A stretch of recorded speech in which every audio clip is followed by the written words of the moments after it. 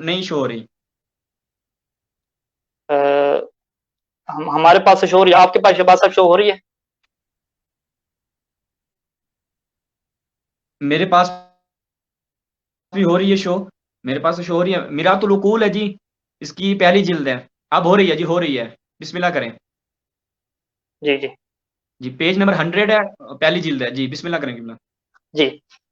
تو یہ جو تفقہ فی الدین کہا کہ دین میں تفقہ حاصل کرو، تو اس کو اکثر لوگوں نے کس بات کے اوپر عمل کیا کہ اما بالاجتہاد، یعنی علامہ محمد باقر مسیح رحمۃ فرما رہے ہیں کہ یا تو اجتہاد کے ذریعے سے جو ہے وہ فروع دین سیکھ لو. اجتہاد یہاں پہ کس معنی میں، یعنی ذاتی رائے سے بنا لو، یعنی قرآن و حدیث پڑھو، نہیں ذاتی رائے سے آپ دین بناتے رہو، نہیں اس معنی میں تو نہیں ہے.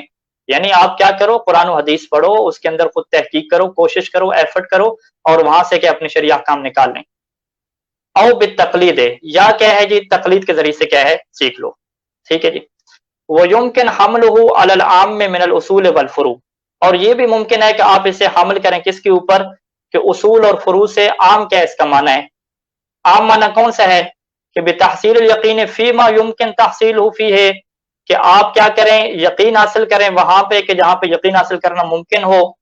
وَبِالظَّنِّ الشَّرْعِ فِی غَیرِہ، اور جہاں پہ یقین حاصل کرنا ممکن نہیں ہے وہاں پہ آپ کیا کریں جی، ظن شرعی کے اوپر کیا کر لیں، عمل کر لیں.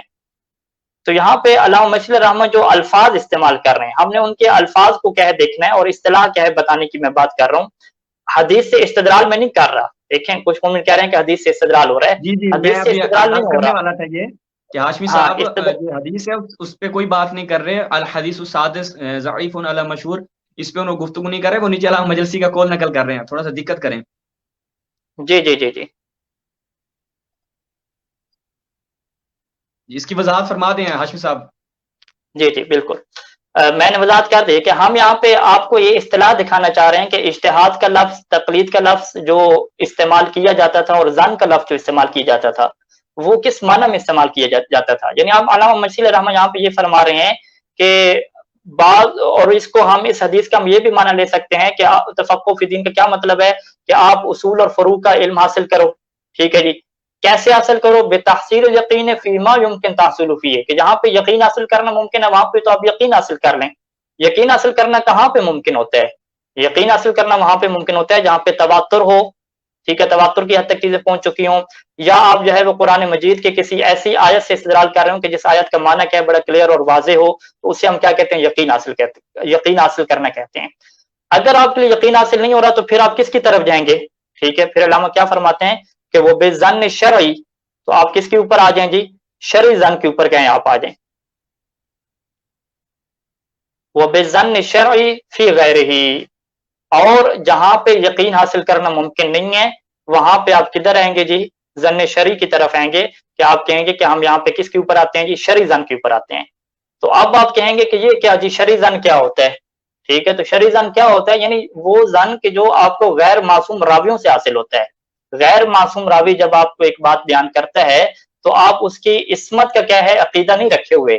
جب آپ اس کی عصمت کا عقیدہ نہیں رکھے ہوئے، آپ اس کو معصوم نہیں سمجھتے غیر معصوم راوی کو، تو اس کی بات میں کیا ہے، یقین تو حاصل نہیں ہوگا، اس میں کیا ہے، غلطی کا چانس موجود ہے. جب اس کی بات میں غلطی کا چانس موجود ہے، تو جس بات کے اندر غلطی کا چانس موجود ہو، جس میں آپ کو 100% یقین حاصل نہ ہو، تو ہم اسے کیا کہتے ہیں کہ اگر معصوم نے حکم دے دیا کہ اس کے اوپر آپ نے عمل کرنا ہے، تو پھر ہم کیا کہیں گے کہ یہ شرعی ظن بن گیا. اب اس کے اوپر ہم نے عمل کرنا ہے. اب آپ جو ہے وہ اپنے ذہن سے یہ نکال دیں کہ یہ بندہ غیر معصوم ہے. ٹھیک ہے، بندہ بھلے غیر معصوم ہو جائے، بھئی آپ کو معصوم نے حکم دے دیا ہے. معصوم نے جب حکم دے دیا کہ جناب علی آپ نے اس کے اوپر عمل کرنا ہے، تو آپ اس کے اوپر کیا کریں گے، عمل کریں گے. اس کو کیا آپ لے کر چلیں گے آگے. ٹھیک ہے، لیکن اس کا یہ مطلب بھی نہیں ہوگا کہ آپ کہیں کہ معصوم نے اس بندے کو کیا بنا دیا جی، کیا بنا دیا، معصوم بنا دیا، اس بندے کو درجہ عصمت پہ فیض کر دیا. یہ بھی کیا اسمانہ، اس کا کیا مطلب نہیں ہے. ایک دفعہ میں پھر بیان کر دوں کہ اس حدیث سے ہم استدلال نہیں کر رہے. اس حدیث سے ہم، علامہ مشل الرحمن نے یہ جو قول نقل کیا ہے کہ یہ حدیث جو ہے وہ مشہور قول کی بنا پہ ضعیف ہے، ہم اس حدیث سے کوئی استدلال نہیں کرنا چاہ رہے. ہم فقط آپ کو یہ دکھانا چاہ رہے ہیں کہ قدیم علماء جو دین کے بارے میں کہتے تھے کہ دین حاصل کرو، اس میں یا وہ یقین کی بات کرتے تھے یا وہ ظن کی بات کرتے تھے. تو ان کی ظن سے مراد کیا ہوتا تھا، ظن شرعی ہوتا تھا. اور ظن شرعی کیا مطلب ہے کہ غیر معصوم راوی جو قابل اعتماد ہو، جس کی بات پہ آپ بھروسہ کر سکتے ہیں اور معصوم نے آپ کو اجازت دی ہے کہ آپ بھی بھروسہ کرو، ٹھیک ہے، تو آپ اس کی بات سے آپ کو ظن حاصل ہوتا ہے، یقین حاصل نہیں ہوتا، کیونکہ یقین یا تو آپ کو تواتر سے حاصل ہوگا، اگر تواتر نہیں ہے تو پھر معصوم سے آپ سنیں گے تو پھر آپ کو یقین حاصل ہوگا۔ اگر غیر معصوم بندہ سن رہا ہے تو غیر معصوم بندہ جو ہے وہ جتنا بڑا بھی آپ اسے بنا لیں کہ کتنا بڑا ہی وہ عادل ہے اور نیک ہے اور بہت ہی قابل اعتماد ہے اور معرفت امام رکھنے والا ہے، جتنا بڑا وہ ہو، بالآخر وہ غیر معصوم ہے، جب وہ غیر معصوم ہے تو وہ غلطی کر سکتا ہے، جب اس کی بات کے اندر غلطی کا چانس موجود ہے تو آپ اسے یقین اور 100% نہیں کہہ سکتے، آپ اسے ہمیشہ کیا کہیں گے؟ آپ اسے ہمیشہ ظن نہیں کہیں گے۔ ظن کس معنی میں کہیں گے؟ عربی زبان کے جو لغت ہے اس معنی میں کہیں گے، علم اصول فقہ کی جو اصطلاح ہے اس معنی میں کہیں گے، علامہ باقر مچیل رحمٰن نے جس معنی میں کہا اس معنی میں کیا کہیں گے۔ تو آپ اگر اسے لفظ ظن نہیں کہنا چاہتے، آپ اسے یقین کہنا چاہتے ہیں تو بھلے آپ یقین کہہ دیں، یعنی آپ کہیں کہ جب معصوم نے کہہ دیا کہ زرارہ سے حکم لے لو، جب معصوم نے کہہ دیا کہ محمد بن مسلم کی بات کو لے لو، جب معصوم نے فرما دیا کہ اگر ہمارے راوی اور ہمارے ثقہ ہماری بات کو نقل کریں تو وہ لے لو، تو آپ کہیں گے کہ پاس وہ ظن ہی نہیں رہا، وہ کیا بن گیا؟ یقین بن گیا۔ تو یہ آپ لوگوں کی ایک اصطلاح ہے، یعنی آپ اس سے کیا نام دے رہے ہیں؟ یقین کا نام دے رہے ہیں۔ کوئی دوسرا بندہ اس کو کیا نام دے رہا ہے؟ اس سے وہ ظن شرعی کا نام دے رہا ہے، ظن معتبر کا نام دے رہا ہے۔ بس چکر کیا ہے؟ لفظوں کا چکر ہے، آپ کچھ اور نام رکھ رہے ہیں، وہ کچھ اور نام رکھ رہا ہے، تو نام رکھنے کے ایشو تو نہیں ہے، آپ بھی غیر معصوم کی بات پہ عمل کر رہے ہیں، جب آپ غیر معصوم کی بات پہ عمل کر رہے ہیں تو اس میں غلطی کا چانس موجود ہے، کیونکہ آپ بھی کیا ہے اسے معصوم نہیں سمجھتے، اور کوئی بندہ بھی جو ہے وہ امام زمانہ سے ڈائریکٹ رابطہ کر کے تو دین نہیں لے رہا، ٹھیک ہے، جب وہ امام زمانہ سے ڈائریکٹ رابطہ کر کے دین نہیں لے رہا، انہی غیر معصوم راویوں سے جو ہے وہ روایات لے رہا ہے، انہی غیر معصوم راویوں کی ایسی روایات لے رہا ہے کہ جس کے اندر غلطی کا چانس موجود ہے اور جو تواتر کی حد تک بھی نہیں پہنچی ہوئی، تو پھر یقیناً ہم اسے کیا کہیں گے؟ ظن کہیں گے، اسے ہم کیا یقین نہیں کہیں گے۔ تو میری بات کیا یہاں تک مکمل ہوتی ہے، اب مزید اگر کوئی سوالات ہیں تو وہ آپ رکھیں سامنے۔ جی میں غائب ہو گیا ہوں اسکرین سے۔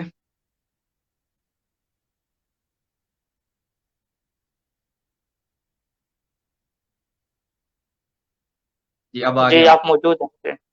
جی جی میں ایک دم اب گھبرا جاتے ہیں، گھبرایا نہ کریں۔ نہیں، وہ دراصل ہمارے جس نے کہا تھا نا کہ گھبرانا نہیں ہے، اس کو خود کو کرونا ہو گیا۔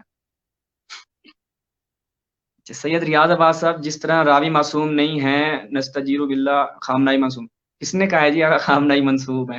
جو یہ عقیدہ رکھتا ہے اس کا عقیدہ باطل ہے۔ اچھا جی، اس کے بعد نماز جمعہ کے بارے میں کچھ فرما دیں، واجب ہے یا مستحب ہے؟ اس پہ ہم انشاءاللہ مفصل گفتگو کریں گے روایات کی روشنی میں، اگر ہاشمی صاحب اس پہ کچھ ابھی فرمانا چاہیں یا بعد میں۔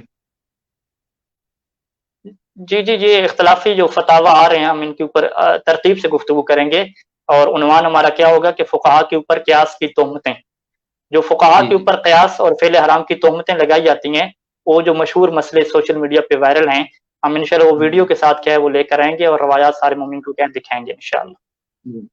اخباری غیبت میں جائز نہیں سمجھتے، کیا جائز نہیں سمجھتے؟ ہمیں نہیں معلوم، ابھی آپ کو میرات العقول سے علامہ مجلسی، یا تو آپ کہتے ہیں یہ اخباری نہیں تھے تو انہوں نے اجتہاد و تقلید کی بات کی ہے، ظن شرعی کی بھی بات کی ہے، ہاں اگر آپ نہیں مانتے ان کو الگ بات ہے۔ اچھا جی، اس کے بعد اجتہاد کی ابتدا کہاں سے ہوئی؟ ہم اس پہ مفصل گفتگو کر چکے ہیں، ہمارے گزشتہ سیشن کی طرف رجوع کر سکتے، مراجع سے ہٹ کر روایات سے کچھ واضح کریں۔ کیا واضح کریں جی؟ یہ ہم نے کہا ہے آفتاب خان سرگانی صاحب، ہم اس پہ تفصیلی جو ہے وہ جو اختلافی فتاوی ہیں اس پہ بھی ہم تفصیلی آگے انشاءاللہ سیشن میں گفتگو کریں گے۔ دیکھیں ایک بات جو ہے وہ مومن کے ذہنوں میں یہ ہوتی ہے کہ اگر ہم کوئی اصطلاح یا کوئی لفظ بول رہے ہیں نا کسی معنی میں، تو وہ کہتے ہیں جی معصوم کی کلام سے اس کی تعریف دکھاؤ، ٹھیک ہے جی، حالانکہ یعنی ان لوگوں کو نہیں پتا کہ معصوم کا جو کلام ہے وہ کوئی ڈکشنری کی کتاب نہیں ہے، وہ عربی زبان میں گفتگو کریں گے، ان کی کوئی ڈکشنری کی کتاب نہیں ہے کہ ہم ان میں جا کے لفظوں کے معنی دیکھنے لگ جائیں۔ لفظ زن کا معنی دیکھنا ہے تو آپ کو عربی ڈکشنری کھولنی پڑے گی، عربی ڈکشنری میں لکھا ہوگا کہ لفظ زن کا مطلب کیا ہے، شک ہے، وہاں میں جو یقین سے کم درجے پہ ہم اس سے کیا کہتے ہیں؟ زن کہتے ہیں، تو یہ تو عربی ڈکشنری کا سوال ہے۔ آپ یہ دیکھیں کہ ہم نظریہ کیا پیش کر رہے ہیں، ٹھیک ہے، الفاظ کو سائڈ پہ رکھ لیں، ہم نظریہ کیا پیش کر رہے ہیں۔ اگر ہم یہ کہہ رہے ہیں کہ غیر معصوم راوی درجہ عصمت پہ نہیں ہے اور ان کی بات میں غلطی کا چانس موجود ہے، اگر ہم یہ بات کر رہے ہیں، ٹھیک ہے، تو پھر آپ یہ دیکھیں کہ کیا معصوم کی روایات میں انہیں درجہ عصمت پہ فیض کیا گیا ہے؟ معصوم کی روایات میں کہا گیا کہ جو غیر معصوم راوی ہیں یہ جو ہے وہ بالکل ٹھیک ہوتے ہیں اور ان کی بات میں غلطی تک کے شائبہ اور چانس نہیں ہے؟ پھر آپ یوں دیکھیں، ٹھیک ہے، آپ ان نظریے کو لے کے چلیں، الفاظ کے پیچوں میں لوچتے نہیں دانا. ہم اسے زن کا نام دیتے ہیں، علامہ اسی سے زن شرعی کا نام دیتے ہیں، کوئی اس سے جو ہے وہ زن معتبر کا نام دیتا ہے، کوئی زن خاص کا نام دیتا ہے. تو اس طرح تو مختلف کیا چیزیں ہیں. تو بجائے اس کے کہ آپ ایک دوسرے کے لفظوں سے الجھیں، آپ اس میں بیٹھیں اور ایک دوسرے سمجھیں یہ جو لفظ بولا جا رہا ہے یہ کیا ہے، کس معنی میں کیا ہے بولا جا رہا ہے. جی یہ شاہ صاحب تشریف لا چکے ہیں. جی السلام علیکم ورحمۃ اللہ یا علی مدد. وعلیکم السلام ورحمۃ اللہ وبرکاتہ. مولا میرے کائنات علی علیہ السلام مدد. کیسے ہیں برادران، آپ خیریت سے ہیں؟ خدا کا شکر ہے، اللہ کا کرم ہے. کاظمی صاحب آپ کو میرا نام نظر آ رہا ہوگا لکھا ہوا نیچے؟ جی جی شہباز، آپ کا نام اکثر میرے ذہن سے نکل جاتا ہے، بس دقیقہ مجھے یاد رہ جاتا ہے. ابھی آپ کا تو آپ نکل ہاشمی صاحب کے لیے جاتا ہے. بادام بھیج رہے تھے، میرے خیال میں اب مجھے بھیجنے پڑیں گے یہاں سے ایران سے. اس سے اچھی بات ہی کوئی نہیں ہے، بس زعفران میں مکس کر کے بھیجیے گا. زعفران 1 نمبر 2 نمبر. اب یہ آپ کے اوپر ہے. شاہ اگر آپ 2 نمبر ہی کرتے ہیں تو 2 نمبر بھیج دیجیے گا، اور اگر آپ خود کو 1 نمبر سمجھتے ہیں تو 1 نمبر ہی بھیجیے گا. ملتا مارکیٹ میں مختلف ہے نا، اب ہم زعفران شناس نہیں ہیں. یا تو آپ چلیں، ہمیں افقہ کی طرف جو ہیں وہ بتائیں کہ اس سے رجوع کریں تاکہ یہ آپ کے ساتھ بیٹھے ہوئے نا تقی ہاشمی صاحب. نہیں، جی تقلید زعفران تو شناس حرام ہے نا. آپ اگر کسی کے اوپر اعتماد کر رہے ہیں، وہ کہہ رہے ہیں کہ زعفران 1 نمبر ہے، اس کی بات پہ بھروسہ کرنا تو حرام ہے بھی، وہ غیر معصوم ہے. آپ خود اشتہاد نہیں، کریں نا فقیر.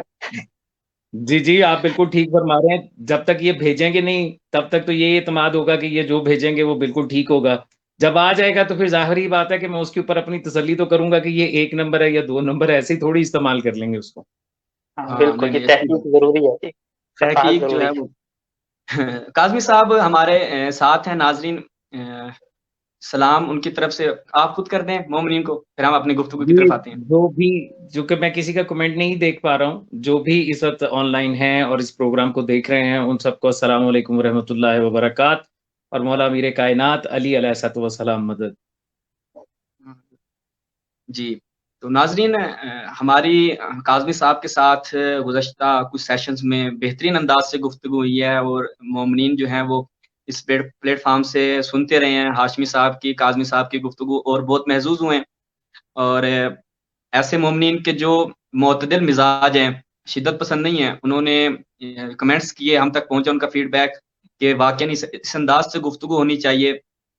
اور جہاں پر ہم ایک دوسرے پر تان کرتے ہیں پیٹھ پیچھے، تو آمنے سامنے بیٹھ کر گفتگو ہو تاکہ جو بھی شبہات ہیں، غلط فہمیاں ہیں، وہ دور ہوں. تو ابھی غیر مقلدین کے نظام پہ کاظمی صاحب ہماری گزشتہ سیشنز میں گفتگو چلتی رہی تھی. اس کے بعد آپ نے ایک پروگرام کیا، اس میں پروگرام میں آپ نے کچھ سوالات رکھے کہ اب میرے کچھ سوالات ہیں مقلدین کے. اس میں کچھ ایسے سوالات تھے میرے خیال میں جو تکراری تھے، اس پہ ہماری گفتگو ہوئی تھی. لیکن جیسے عمر ابن حنظلہ کی جو روایت ہے اس کے اوپر آپ نے اشاراتاً بات کی، تقلید اور رجوع کے متعلق آپ نے بات کی. اس کے بعد آپ نے کچھ اختلافی مور کے مسئلے کے اوپر آپ نے جیسا کہ بات کی. تو یہ میرے خیال میں مور کے اوپر اگرچہ تفصیلی ہماری گفتگو نہیں ہوئی تھی، عمر ابن حنظلہ کی روایت کے اوپر بھی 2-3 بار ہماری گفتگو ہوئی تھی، اور رجوع اور تقلید کے متعلق بھی ہماری گفتگو ہوئی تھی. تو آج ہم آپ کی خدمت میں ہیں. ہاشمی صاحب کو زحمت دی ہے آج آپ دیکھ سکتے ہیں ہاشمی صاحب کے ماشاءاللہ بیک گراؤنڈ پہ آج بہترین ماحول بنا ہوا ہے. کیا بات ہے آپ جی، نے کیا بات. ہاں تو ہم نے کہا کہ چلیں، کاظمی صاحب نے شکوہ کیا اپنے لائیو پروگرام میں، اور میں پرسوں ہی میرے خیال میں وہ میں نے ریکارڈنگ سنی آپ کی. تو اس میں آپ نے کہا وہ ہاشمی صاحب ہوتے ہیں اور اس کے ساتھ ایک بچہ آتا ہے جس کا مجھے نام بھول گیا ہے، بچے کو چیزی لے کے لانے کے لیے لاتا ہے. میں نے کہا کہ قاضی صاحب کے ساتھ شہباز، آپ گھنٹہ کی 1.5 ایج گھنٹہ میری کتنی ہے؟ گفتگو ہوئی ہے. آپ کی ایج کتنی ہے ماشاءاللہ سے؟ نہیں بچہ تو ہوں میں، آپ کی نسبت تو بچہ ہی ہوں. ٹھیک ہے، ویسے 27 ہے. میری 52 ہے. ہاں آپ کی ماشاء، میں نے کہا نا آپ کی نسبت، میں بچے والی بات پہ شکال نہیں کر رہا، وہ تو مجھے بڑا لطیف لگا جملہ آپ کا. لیکن وہ میں نے ہاشمی اللہ صاحب آپ سے کو کہا سلامت انہیں میرا رکھے. نام بھول گیا. میرے خیال میں 1-2 اللہ آپ سیشن کو فقط ہمیں سلامت. نام پہ کرنے چاہیے. نہیں اب آپ کو چلیں انشاءاللہ تو تعالیٰ یاد رکھیں گے اس معاملے میں. یہ دعا میں یاد آپ رکھا ویسے کریں. اس سے پہلے جتنے سیشن ہوئے ہیں اس میں سرکار آپ جو ہے وہ سوال کرنے والے تھے اور میں جواب دینے والا تھا. آج مجھے خوش قسمتی یہ سمجھتا ہوں کہ شاید آج مجھے موقع مل رہا ہے کہ سوال میرے ہوں گے اور جواب آج آپ دونوں حضرات جو ہیں وہ زحمت کریں گے ان سوالوں کے جواب دینے کے، کیونکہ آپ یوں سمجھیے کہ آج میں اس نظام کو الف بے سے سمجھنے کے لیے آج آپ سے سوال کر رہا ہوں، اور حاشا وکلا میرا مولا گواہ ہے اس معاملے میں کہ اس وقت جو قلبی اور ذہنی کیفیت ہے وہ صرف یہی ہے کہ میں جان سکوں کہ جو نظام آپ نے پیش کیا ہے یا جسے نظام مرجعیت کہا جاتا ہے، اس نظام کو میں سمجھنے کی کوشش کروں کہ یہ ہے کیا۔ ظاہر ہے میرے ذہن میں بہت سارے اشکالات ہیں، بہت سارے سوالات ہیں، جن میں سے کچھ میں نے اس ویڈیو میں بھی کہے اور کچھ اور باتیں بھی کی۔ تو آج میں الف سے سٹارٹ کروں گا، سوال میں کرتا چلا جاؤں گا، آپ دونوں حضرات میں سے جو چاہے وہ اس کا جواب دیجیے گا۔ کوشش یہی ہوگی کہ صرف سوال اور جواب ہی رہیں، تاکہ ہمارے جو سننے والے ہیں ان کو سمجھ میں آ سکے کہ میرے قلب و ذہن میں کون سے سوالات ہیں، اور آپ کی بات ان کو سمجھ میں آ سکے کہ آپ نے ان کو کیا جواب دیا ہے اور کیسے اپنے اس نظام کے حوالے سے آپ نے گفتگو کی ہے۔ کیونکہ تقی ہاشمی کے ساتھ میرا یہ سلسلہ صرف اسی لیے ہے کہ ہمارے جو اختلافی موضوع ہیں ان اختلافی موضوع کے اوپر ہم گفتگو کرتے ہوئے دنیا کو یہ دکھا سکیں کہ اچھے انداز میں بھی گفتگو ہو سکتی ہے، اختلاف قائم رہنے کے باوجود بھی ہم میں سے کوئی بھی کسی ایک یا کسی دوسرے کو جو ہے اس وقت تک کوئی فتویٰ جاری نہیں کر سکتا جب تک کہ کوئی ایسی بات سرزد نہ ہو جائے جس میں مخاصمت ہو۔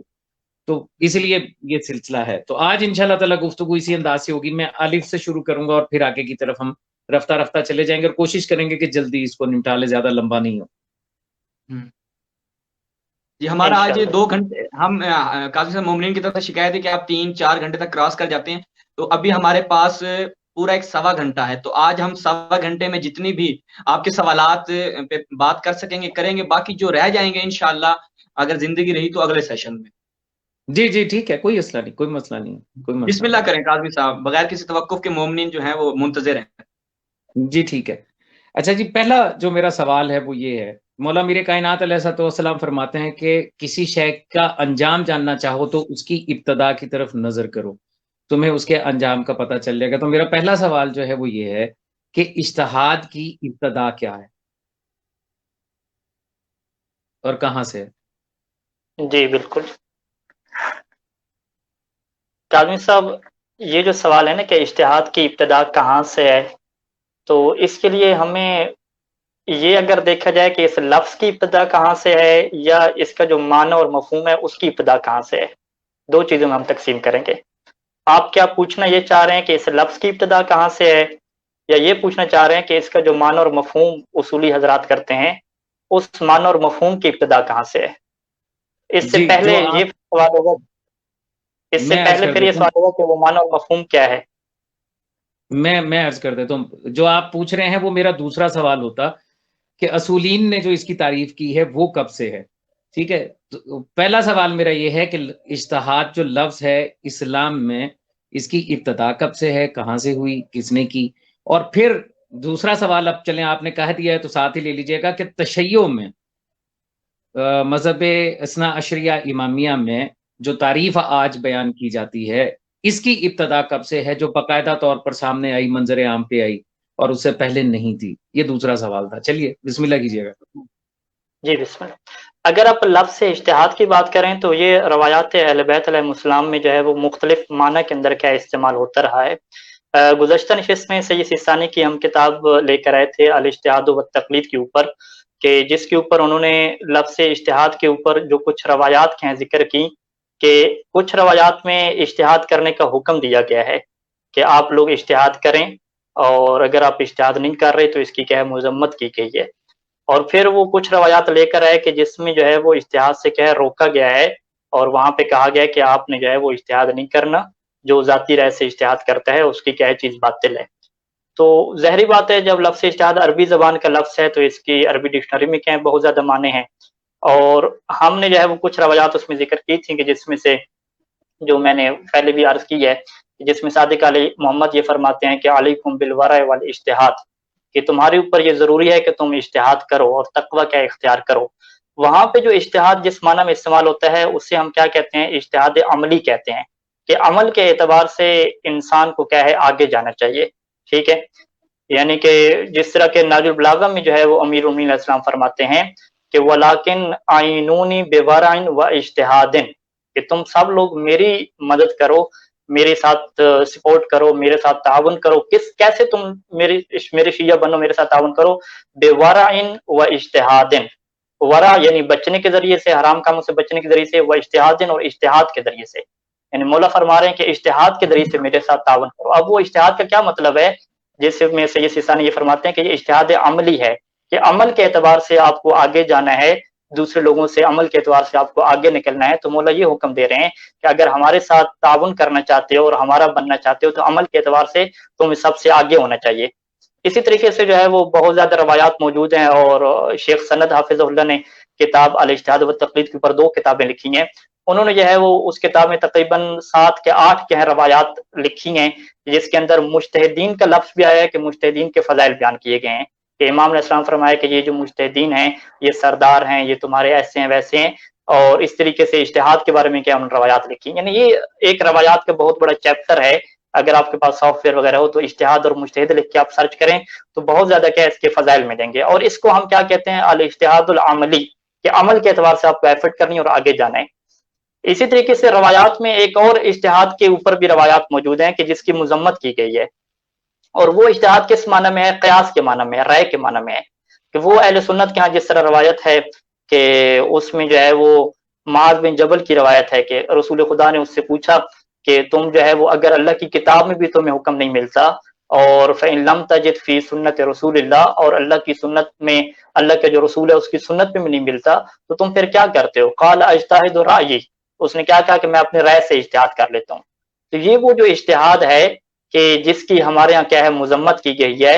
اور ان روایات کو نقل کرنے کے بعد، اہل سنت کی روایات کو نقل کرنے کے بعد سیستانی نے فرمایا کہ ہمارے علماء جو ہیں وہ اس بات کی طرف گئے ہیں کہ اجتہاد بہذا المعنی، اجتہاد اس معنی میں کہ اگر آپ کہتے ہیں کہ قرآن اور سنت میں ہمیں کچھ نہیں ملتا تو ہم اپنی رائے سے اجتہاد کر لیں گے، یہ معنی ہمارے ہاں باطل ہے.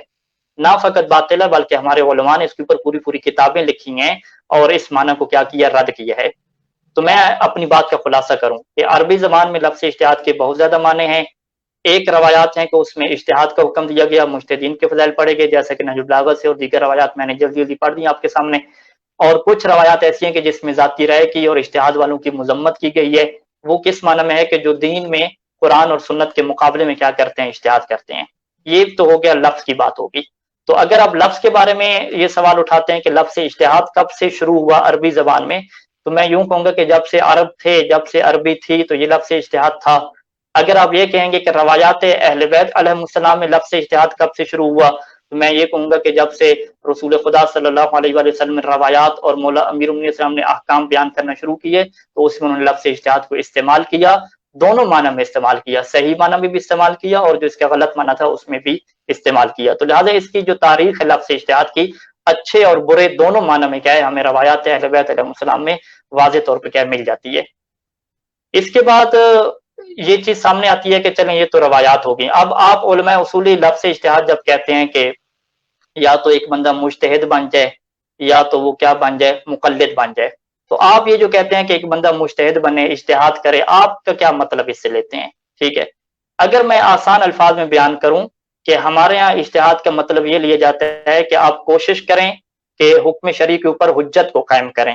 کسی بھی حکم شرعی کے اوپر اگر آپ حجت کو حاصل کرتے ہیں، یعنی ایک شارٹ کٹ عبارت استعمال ہمارے علماء اصولی کرتے ہیں کہ تحصیل الحجت علی الحکم الشرعی، کہ حکم شرعی کے اوپر حجت کو حاصل کرنا، ہم اس کو کیا کہتے ہیں؟ اجتہاد کہتے ہیں. اب یہ حکم شرعی کے اوپر اگر آپ حجت کو تلاش کر رہے ہیں تو یہ ظاہری بات ہے جو چیز حجت ہوگی ادھر سے آپ نے تلاش کرنا ہے. تو جب قیاس حجت نہیں ہے، ذاتی رائے حجت نہیں ہے، تو یہاں سے آپ کیا اجتہاد کو نہیں استعمال کر سکتے.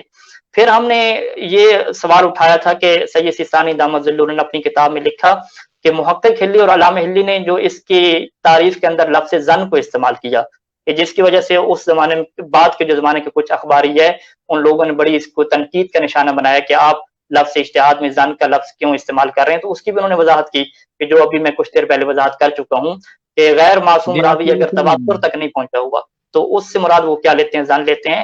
اور پھر محقق ہلی کی پوری کیا ہے عبارت انہوں نے لکھی کہ جس کے اندر انہوں نے واضح طور پہ لکھا کہ ہم قیاس کو اس سے استثناء کریں گے، یعنی قیاس کو ہم یہاں سے نکالیں گے. قیاس کو نکالنے کے بعد اگر ہم ادلہ سے اور شرعی دلائل سے حکم شرعی کو تلاش کرنے کی کوشش کرتے ہیں، بذل الطاقت والجہد، اپنی محنت کرتے ہیں، کوشش کرتے ہیں، تو ہم اس کو کیا کہتے ہیں؟ اجتہاد کہتے ہیں.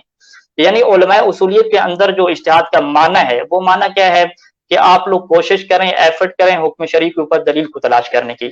اور یہ کوشش اور ایفرٹ کب سے ہے؟ جب سے قرآن اور حدیث ہے، جب سے پیغمبر اسلام اس دنیا میں موجود ہوئے اور انہوں نے روایات بیان کرنا شروع کی، احکام بیان کرنا شروع کیے، تو جو لوگ ان کی روایات کو لے کے دوسرے علاقوں میں چلے جاتے تھے تو اب کوئی مسئلہ پوچھتا تھا تو وہ انہی روایات سے حکم شرعی نکال کے ان کو دے دیتے تھے. مثال کے طور پہ کسی نے آ کے پوچھا کہ آپ ہمیں بتائیں کہ وضو کیسے کرنا ہے، تو جو انہوں نے روایات سے سیکھا وہ ان کو سکھلا دیتے تھے. یعنی جس طریقے سے اگر آپ سے کوئی وضو کا طریقہ پوچھتا ہے تو اگر آپ اس کو روایات سے نکال کے بتلا دیں تو یہ جو آپ نے کام کیا ہے اس کام کو ہم کیا کہتے ہیں کہ آپ نے کوشش کی ہے، ایک محنت آپ نے کی ہے کہ قرآن اور حدیث سے جو ہے وہ مومنین کو کیا ہے وضو کا طریقہ آپ نے بتلا دیا ہے. تو قرآن اور حدیث سے حکم شرعی نکال کے بتلا دینا یہ خود کیا ہے پیغمبر اسلام کے زمانے سے اور مولا امیر المومنین اسلام کے زمانے سے موجود ہے.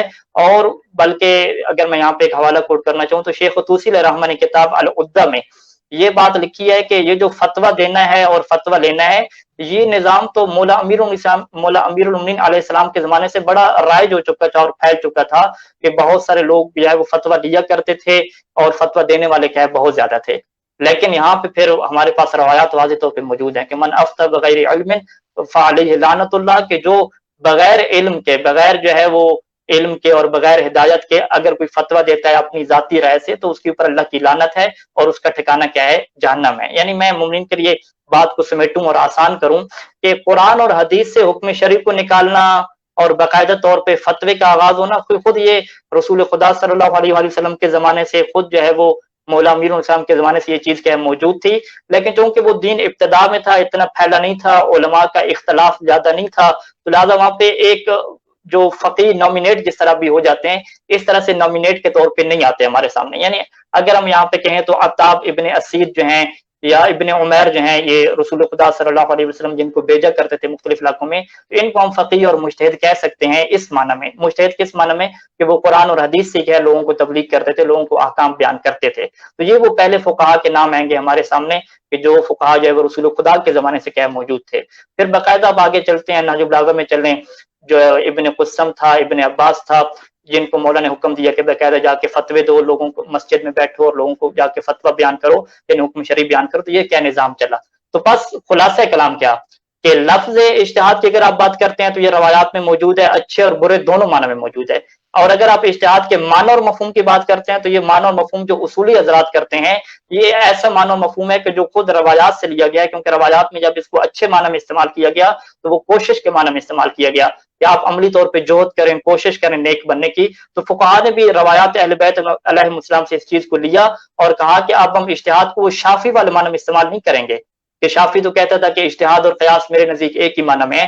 ہم اجتہاد کو اسی معنی میں استعمال کریں گے کہ جو روایات کے اندر تقریباً استعمال ہوا ہے کہ جس کے اندر کوشش کا کہا گیا ہے، اور ہم یہ اس کوشش کے ساتھ خاص کریں گے کہ جو کوشش کیا ہو قرآن اور حدیث سے حکم شرعی نکالنے کی ہو.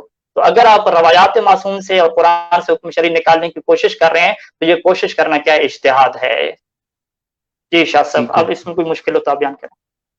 جی میں نے پوری کوشش کی ہے کہ صبر و تحمل کے ساتھ میں آپ کی یہ مکمل گفتگو سن لوں اور میں بھی سن لوں اور باقی جو افراد سن رہے ہیں وہ بھی سن لوں، تاکہ آپ کا نقطہ نظر، آپ کی تعریف جو ہے وہ ساری واضح طور پہ سب کے سامنے آ جائے اور کوئی اشکال نہ رہے کہ آپ اگر کوئی بات کہنا چاہتے تھے تو وہ بیچ میں ادھوری رہ گئی یا قطع ہو گئی. ابھی آپ نے اپنی پوری گفتگو کے دوران جو باتیں کہی ہیں اس میں سے چند ایک جو مرکزی باتیں تھیں، ان میں سے پہلی بات یہ تھی کہ خود سرکار رسالت مآب صلی اللہ علیہ وآلہ وسلم کے دور میں بھی جو ان کے اصحاب تھے یا جن کو وہ بھیجا کرتے تھے وہ اجتہاد کیا کرتے تھے. اجتہاد کی بنیادی طور پر جو میرے علم کے مطابق ہے وہ دو اقسام ہیں، جس میں سے ایک قسم جو ہے وہ پس پردہ جا چکی ہے اور دوسری قسم جو ہے وہ اس وقت منظر عام پر بہت زیادہ ہے، اور جس کی طرف آپ نے اپنی گفتگو میں یہ کہہ کے اشارہ کیا کہ ایک اجتہاد جو ہے وہ جائز ہے اور دوسرا اجتہاد جو ہے وہ ممنوع ہے، جس کو قیاس کے اوپر مبنی کیا جاتا ہے. اب جو جائز اجتہاد ہے، آپ کی گفتگو سے یہ پتا چلا جس میں آپ نے بار بار یہی جملے بولے کہ وہ قرآن اور حدیث میں جد و جہد کرتے تھے اور اس کے بعد حکم جو ہے وہ لوگوں کو بتاتے تھے کہ دیکھو قرآن میں یہ لکھا ہے، اور رسول پاک کی حدیث یا رسول پاک کا فرمان جو ہے وہی لوگوں کو بیان کر کے بتاتے تھے کہ سرکار رسالت مآب صلی اللہ علیہ وآلہ وسلم نے یہ فرمایا ہے. اپنے پاس سے وہ اجتہاد کر کے یا اپنی رائے نہیں دیتے تھے. اس کی دلیل کے طور کے اوپر اصول کافی کے اندر جو بدعت رائے اور قیاس کا چیپٹر ہے اس کے اندر ایک سے زائد یہ احادیث موجود ہیں کہ اصحاب نے پوچھا کہ بعض اوقات کچھ ایسے سوالات بھی ہمارے سامنے آ جاتے ہیں کہ جن کا ہمیں قرآن سے یا آپ کے آبائے کرام سے ہمیں حکم نہیں پہنچا ہوتا، تو ہم خود غور و خوض کر کے اس کا جواب دے دیتے ہیں. تو امام نے کہا کہ تمہارا قیاس سے کیا تعلق. یہ جملے اس کے اندر موجود ہیں اصول کافی کے اندر، آپ یقیناً جانتے ہوں گے. بدعت، رائے اور قیاس جلد نمبر 1 ہے اردو ترجمے میں، جو لوگ جن کو حوالوں کی ضرورت ہوتی ہے ان کو بتا بھی دوں. تو پتہ یہ چلا کہ اصل میں اجتہاد جو تھا وہ یہ تھا کہ ہر معاملے کے اندر یا کسی بھی مسئلے کے اندر ہمیں یا قرآن یا معصوم کا فرمان جو ہے وہ تلاش کرنا ہے اور وہی لوگوں کو بیان کرنا ہے. یہی ہمارا جو نقطہ نظر ہے، کم از کم میرا جو نقطہ نظر ہے جس پہ بحث ہوتی ہے وہ یہ ہے. دوسری بات جو آپ نے یہ کہی کہ امام نے فرمایا کہ زرارہ سے روایت لے لو، زرارہ سے روایت لے لو، زرارہ سے سوال کرو اور اس سے روایت لے لو، اس سے حکم لے لو. تو زرارہ جو ہیں وہ بطور راوی حدیث تو مشہور ہیں، بطور فقیہ کے یا بطور مجتہد کے یا فتاوی کے عنوان کے ساتھ زرارہ کی، یا ان جیسے کسی بھی جو صحابی ہیں معصوم کے، ان کو علم و رجال میں بھی ان کی تعریف نہیں ملتی، راوی حدیث کے طور پہ ہی جانا جاتا ہے. یعنی یہ وہ لوگ ہیں کہ جو روایت بیان کیا کرتے تھے، جیسا کہ میں نے ابھی کہا کہ اصول کافی کے اندر واضح طور پہ امام کہہ رہے ہیں. اب میرا دوسرا جو آپ سے سوال ہے، اور بھی کئی باتیں ہیں آپ کی اسی گفتگو کے دوران، لیکن میں چاہ رہا ہوں کہ میں جلدی جلدی جو ہے وہ بنیادی باتیں ہیں ان کے بارے میں علم حاصل کر لوں آپ سے.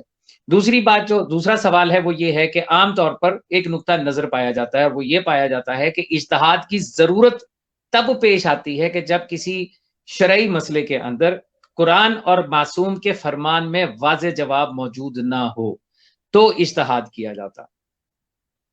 اگر اجتہاد اسی لیے کیا جاتا ہے کہ قرآن حکیم میں اور معصوم کے فرمان میں واضح جواب موجود نہیں ہے، تو پھر جو اجتہاد سامنے آئے گا، جو آپ نے ابھی اپنی پچھلی گفتگو میں جو تمہیدی ابھی گفتگو آپ نے فرمائی ہے، اس کے اندر جو کچھ آپ نے بیان کیا ہے، کیا وہ اسی کے ذیل میں نہیں ہے؟ کیونکہ جو اجتہاد کے نتیجے میں جو استنباط کے بعد جو چیز سامنے آتی ہے وہ مجتہد کی رائے ہوتی ہے، نہ کہ وہ حدیث ہوتی ہے، نہ قرآن ہوتی ہے. اس عنوان کے ساتھ کہ اس نے مختلف احادیث سے یا قرآن کی آیات سے استنباط کر کے اپنی ایک رائے قائم کی، اور اس کے ذریعے اس نے اپنے مقلدین کو مطلع کر دیا کہ میرے نزدیک اس معاملے میں تمہیں یہ کرنا ہے، اور اسی میں دوسرے مجتہد صاحب جو ہیں ان کا نظریہ مختلف بھی ہو سکتا ہے. تو یہ جو بات ہے کہ ہم اجتہاد کی ضرورت تب پیش آتی ہے کہ اس میں قرآن اور معصوم کے فرمان کے اندر واضح موجود نہیں ہے، تو کیا یہ اجتہاد اسی پیرائے میں نہیں چلا گیا کہ جس پیرائے کے اندر مذمت کی گئی ہے، جبکہ اجتہاد کا معنی تھا کہ یا قرآن سے آیت کو تلاش کر کے دیا جائے یا معصوم کا فرمان دیا جائے. جی ہاشمی صاحب. جی بالکل، یعنی آپ یہ کہنا چاہتے ہیں کہ یہ جو اجتہاد کا بھی میں نے مطلب بیان کیا یہ حرام نہیں ہے، یہ تو ٹھیک ہے، لیکن جو پریکٹیکل ہو رہا ہے وہ ایسا نہیں ہو رہا. نہیں، اجتہاد کے دو معنی ہیں نا، جس کو آپ نے بھی ابھی بیان فرمایا کہ اجتہاد دو قسم کا ہے، ایک مبنی پر قیاس ہے اور ایک جو ہے وہ صرف یہ جد و جہد کرتا ہے کہ اللہ اور اس کا رسول کیا فرما رہے ہیں. ٹھیک ہے، تو جو اللہ اور اس کا رسول فرما رہے ہیں وہ اجتہاد تو ہے وہ جائز ہے. میں نے اپنی پچھلی جو ہماری لاسٹ گفتگو تھی لائیو میں، اس میں بھی میں نے یہ کہا تھا کہ یہ اجتہاد تو ہر انسان پر واجب ہے، مجھ پہ بھی، شہباز پہ بھی، آپ پہ بھی، جو سننے والے ان سب کے اوپر بھی، کہ ہم تلاش کریں کہ کسی بھی معاملے میں اللہ ہم سے کیا چاہتا ہے اور رسول اللہ نے کیا فرمایا کہ ہمیں کیا کرنا چاہیے. تو یہ اجتہاد تو ہر ایک پہ واجب ہے نا. میں اس اجتہاد کی بات کروں جس میں استنباط کیا جاتا ہے. چلے میں تھوڑا سا اس کو اور واضح کر دوں. اجتہاد کے لیے جو معروف منابع ہیں وہ 4 ہیں، جو اہل سنت میں بھی ہیں، آپ میں بھی ہیں، اصولین کے اندر. اس میں قرآن، سنت، اجماع، اور وہاں پہ قیاس چلتا ہے. آپ نے اس کا نام رکھا ہے عقل. آپ عقل، ان 4 منابع کے اوپر آپ اجتہاد کرتے ہیں. گزارش اب میری یہ ہے کہ اجتہاد تو ہونا چاہیے تھا قرآن اور سنت معصوم تک، یا زیادہ سے زیادہ آپ عقل ساتھ رکھ سکتے ہیں کہ جی ظاہر انسان اپنی عقل استعمال کر کے ہی کسی شے کو تلاش کرتا ہے، حقیقت کو سمجھتا ہے. یہ جو اجماع جو تیسرا مبنا ہے اس کے اندر، یہ کہاں سے لیا گیا؟ مذہب تشیع میں یہ کہاں سے آیا؟ تعلیمات آل محمد سے میں کہاں سے آیا؟ اور اسی کی بنیاد پر ایک مجتہد نے اپنی جو رائے قائم کی جس کو فتویٰ کہا جاتا ہے، اسی کی مخالف میں دوسرے صاحب جو ہیں وہ اپنی رائے قائم کر رہے ہیں. تو کیا ان دونوں کا یہ فعل اس حساب سے کہ نہ معصوم کا قول واضح ملا نہ قرآن کی آیت واضح ملی، تو ہم نے اپنی عقل اور فہم اور فراست سے ہم نے یہ رائے قائم کی ہے کیا یہ اسی زمرے میں نہیں چلا جاتا جس کی مذمت کی گئی ہے کہ جس سے امام نے منع کیا کہ خبردار تمہارا قیاس سے کیا تعلق؟ وہ اصول کافی والا جو میں نے جواب دیا. اب آپ فرمائیے.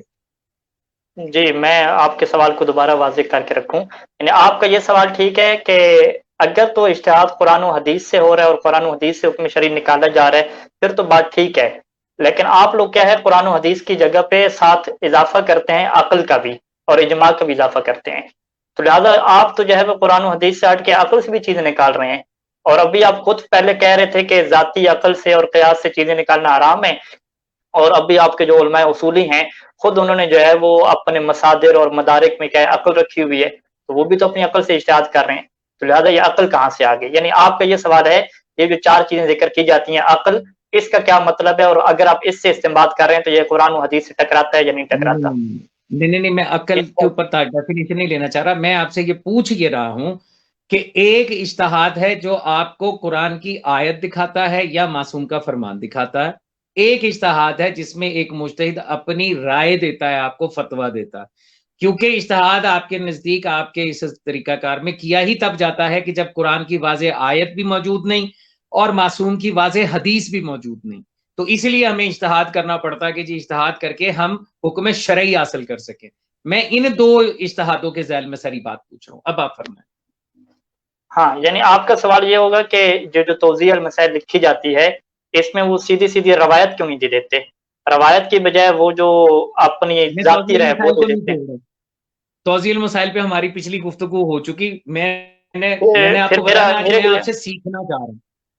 جی میں اسی وجہ سے آپ کے سوال واضح کرنا چاہ رہا ہوں نا کہ مجھے نہیں سمجھ آ رہا کہ آپ سوال کیا کرنا چاہ رہے ہیں، کیونکہ میں شروع سے کہہ چکا ہوں کہ میں یہ سوال کر رہا ہوں کہ فتویٰ خالصتاً فتویٰ ایک ہوتا ہے، معصوم کی حدیث جو ہے وہ دے دی. میں توضیح المسائل کی بات نہیں کر رہا، میں فتوے کی بات کر رہا ہوں. معصوم کی حدیث تھی کہ جی مثال کے طور پہ جیسے وضو کا آپ نے مثال دیتے ہوتے ہیں، وضو کے بارے سے انہوں نے بتا دیا کہ معصوم کی حدیث ہے کہ 2 مرتبہ یا 1 مرتبہ غسل دے دو، ویسا ہی آگے بیان کر دیا، وہ بات ختم ہو گئی، وہ تو سیدھی ہو گئی بات. ٹھیک ہے، کیونکہ قرآن حکیم میں بھی حکم موجود ہے کہ چہرے پہ غسل دو، اور معصوم کے اندر بھی آ گیا، وہاں پہ بھی ہو گیا. ٹھیک ہے، یہ تو ہوگی سیدھی سی بات. میں بات کر رہا ہوں اجتہاد کی، اس کی جس کے نتیجے میں مثال کے طور پہ جیسے ہمیں بتایا جاتا ہے کہ آپ اس مسئلے میں کیا کریں گے. جیسے مثال کے طور پہ ایک صاحب نے مجھ سے پوچھا چاند پہ جا کے کس طرح منہ کر کے نماز پڑھنی ہے. تو میں سوچ میں پڑ گیا، میں نے کہا یار میں چاند پہ جاؤں گا کب اور کیسے پڑھوں گا جا کے، وہ تو سوچنے والی بات ہے. تو اب اس قسم کے جو مسائل ہے نا میں اس کی بات کر رہا ہوں. یعنی ٹیسٹ ٹیوب بیبی کے بارے میں سوال ہو گیا کہ یہ جو ٹیسٹ ٹیوب بیبی ہے اس کے اب ظاہر ہے اس میں قرآن اور حدیث میں واضح حکم تو موجود نہیں ہے نا. پھر یہ جو ہے یہ جو بینکنگ ہے، بینکنگ سسٹم ہے اور انشورنس کا سسٹم ہے، اس قسم کے جو سوالات کے نتیجے میں جو فتویٰ سامنے آتا ہے وہ نہ تو حدیث ہے نہ قرآن حکیم میں اس کا واضح حکم ہے، تبھی اجتہاد کیا گیا اور مجتہد صاحب اپنی رائے دے رہے ہیں. میں اس بات کر رہا ہوں.